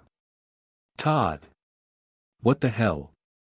Bastard 2 exclaimed in his head and also in mine. Todd doesn't sound like a terrorist's name, I mused as I ordered Bastard 2 to shoot his own head. It didn't quite work because it was difficult to point the end of his long arm at himself. The seconds he fumbled with his gun gave him time to gather his thoughts. Jolted by the death of his friend, Bastard 2 fiercely resisted my order. Perhaps his instinct of self-preservation also kicked in. No. Get the hell out of my head. He tried turning the gun towards me. Shoot yourself, I repeated as I got up. I didn't expect him to be able to do that, I just wanted him to get locked, resisting my thoughts. Bastard 2's horribly shook as his muscles received contradicting commands. I punched him right on his chin, the best way to knock out someone. Nostalgia filled me as I remembered the night the 2MS attacked my old condo. Good times. Help. Help me. Unfortunately for him, he didn't get immediately knocked out. I was too weak. He was still standing, trying to point his gun at me, forgetting I was bulletproof. Get out. Don't control me. You're making this difficult for both of us. I continued hitting him. Even though I was literally punching like a girl, I had metal knuckles. He shrieked in my head, calling for help from other Tea Party members. Next, he thought I was in a Dunbury trying to control him, which was kind of true, just not the way he assumed. He blared a prayer to the Mother Core in my head. Too dramatic. The noises from the room beside me also irritated me, and I took it all out on Bastard 2. I hurriedly pumped him with my power. I felt the energy in my chest flow down my arm and through the blue thread connecting us. Everything felt natural, as if I should be doing this all along. Bastard 2's clothes and balaclava mask started to rip as he rapidly grew like a balloon. A very muscly balloon. Through the tears on his clothes, I observed his skin turning red. The striations of his engorged muscles became prominent as they pressed against his thinning skin. Webs of veins enlarged and began to pop. His visor cracked as his head widened, its broken pieces fell to the ground. His deranged bloodshot eyeballs bulged out of his head. There was something poetically ironic about people turning others into monsters but ending up also becoming monsters themselves. I live for dramatic moments like this. I stopped the flow of my power. If I didn't let up, he'd become stronger but would also die faster from his body getting pushed to the brink. Your name is now Todd. As my puppet, I decided to call him something more decent. The name of the colleague he killed sounded like dramatic fun. Destroy the door, Todd, I commanded him. And go inside. Todd grabbed the metal bar securing the door and forcefully yanked it away. Chunks of wood and concrete flew. Then he backed up a bit before ramming the door, shattering it into matchsticks. As he entered, the shouting inside grew louder. I picked up one of the guns on the floor and followed him. Ah! More monsters. Help. Don't let me die. Just stay calm, everyone. Stay behind me. It was Dean who said that.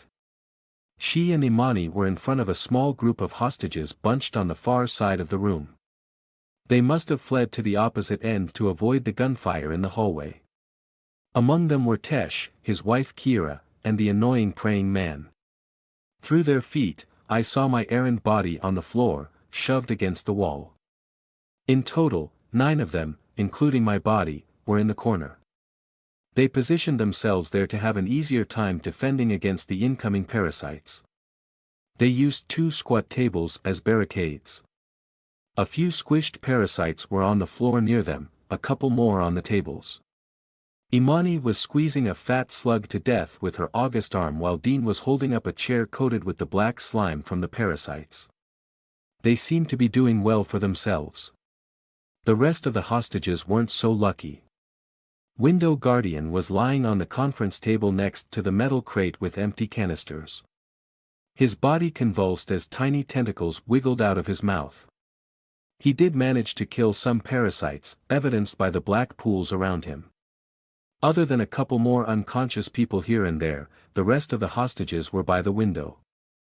The glass was bloodied and full of cracks, but they never did manage to break it. The tentacles that burst out of their piled bodies slowly entwined each other. I confirmed with Pinot's unique vision that, other than Dean's group, the parasites got everyone else in the room. The green glow covering the victims' bodies, indicating health, was fading and slowly turning to gray. Focusing on the less fortunate hostages, I saw the red outline of the parasites burrowing inside their bodies, connecting to their spines and brain. How long would the parasites take to gain complete control of these bodies? I hadn't seen anyone infected from the start. Oh, I have. The kid living a couple of units down my room. Lisa or something. Stella and her goons infected her with parasites out of spite. I did recall that the little girl grew scales instead of tentacles, so that might have been a different kind. In any case, my heroic Pinot face would take charge of the situation. Seeing me approach, Imani raised her august arm. Funny how her stun gun and my powers shoot out of our fingers. Dean held her back, whispering something to her. Hopefully, the guardian angel was telling her not to be stupid. Don't be afraid. I'm here to save you, I announced. Kind of difficult to convince people not to be scared of a metal mannequin with a gun accompanied by a muscular Hulk. With the wide view of my cyclopean eye, I spotted a slug zipping as fast as a rat toward Dean's group. This was my chance to demonstrate that I was on their side. I pulled the trigger and strafed the floor. I didn't hit the worm because my aim sucked.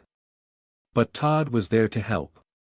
Moving at a shocking speed, given his size, he rushed to head off the worm. He stepped on it with his oversized foot that had burst out of his boot.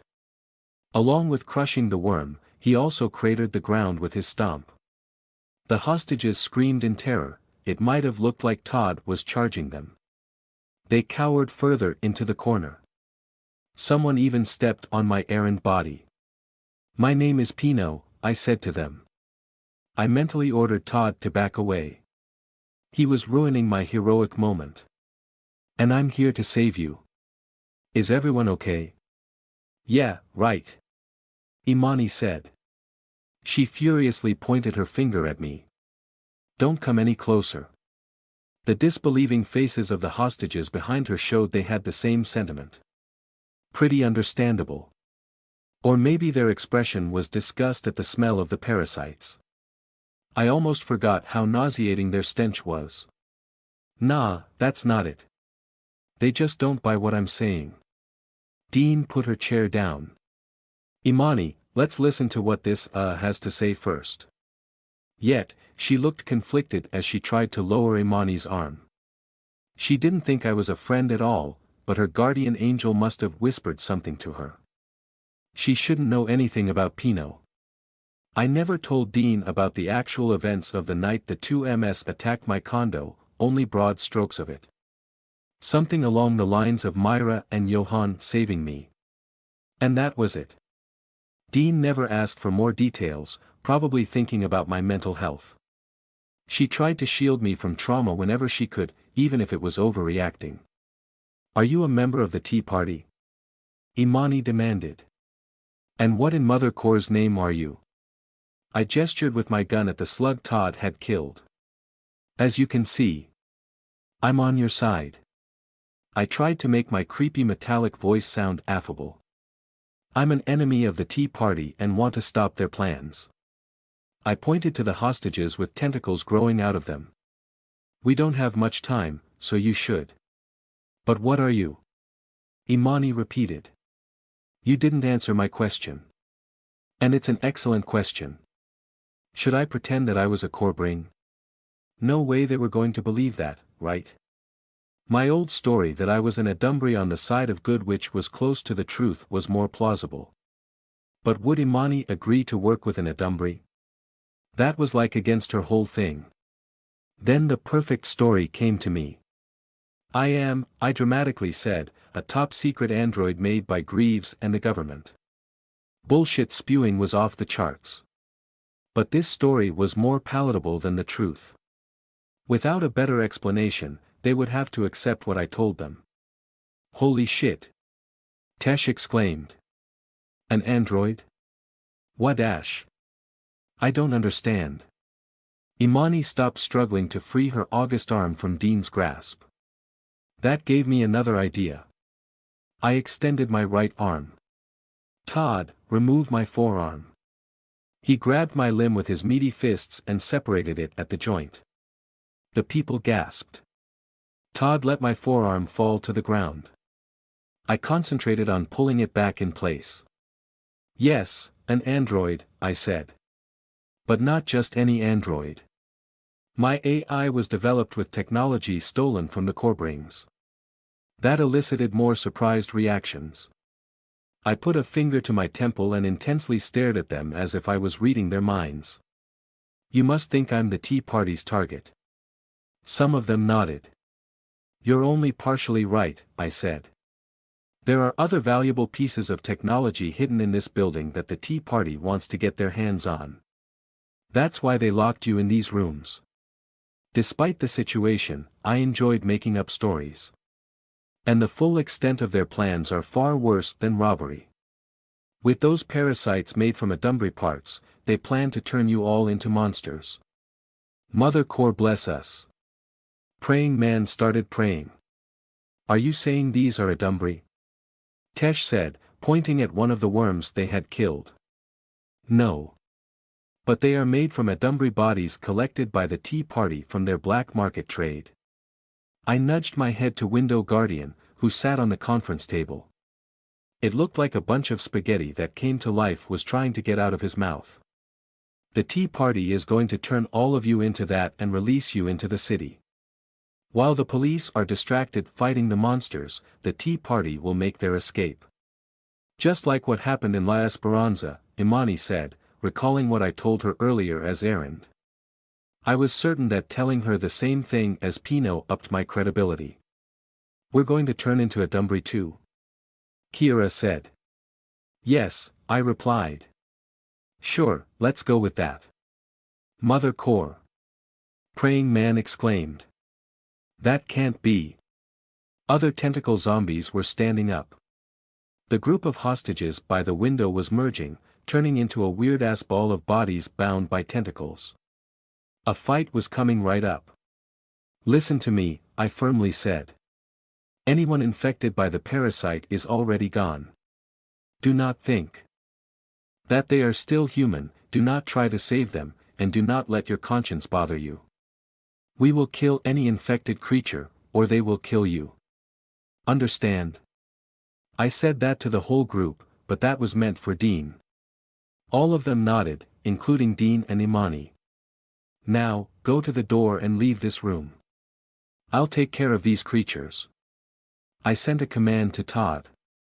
Throw that ball of people out the window.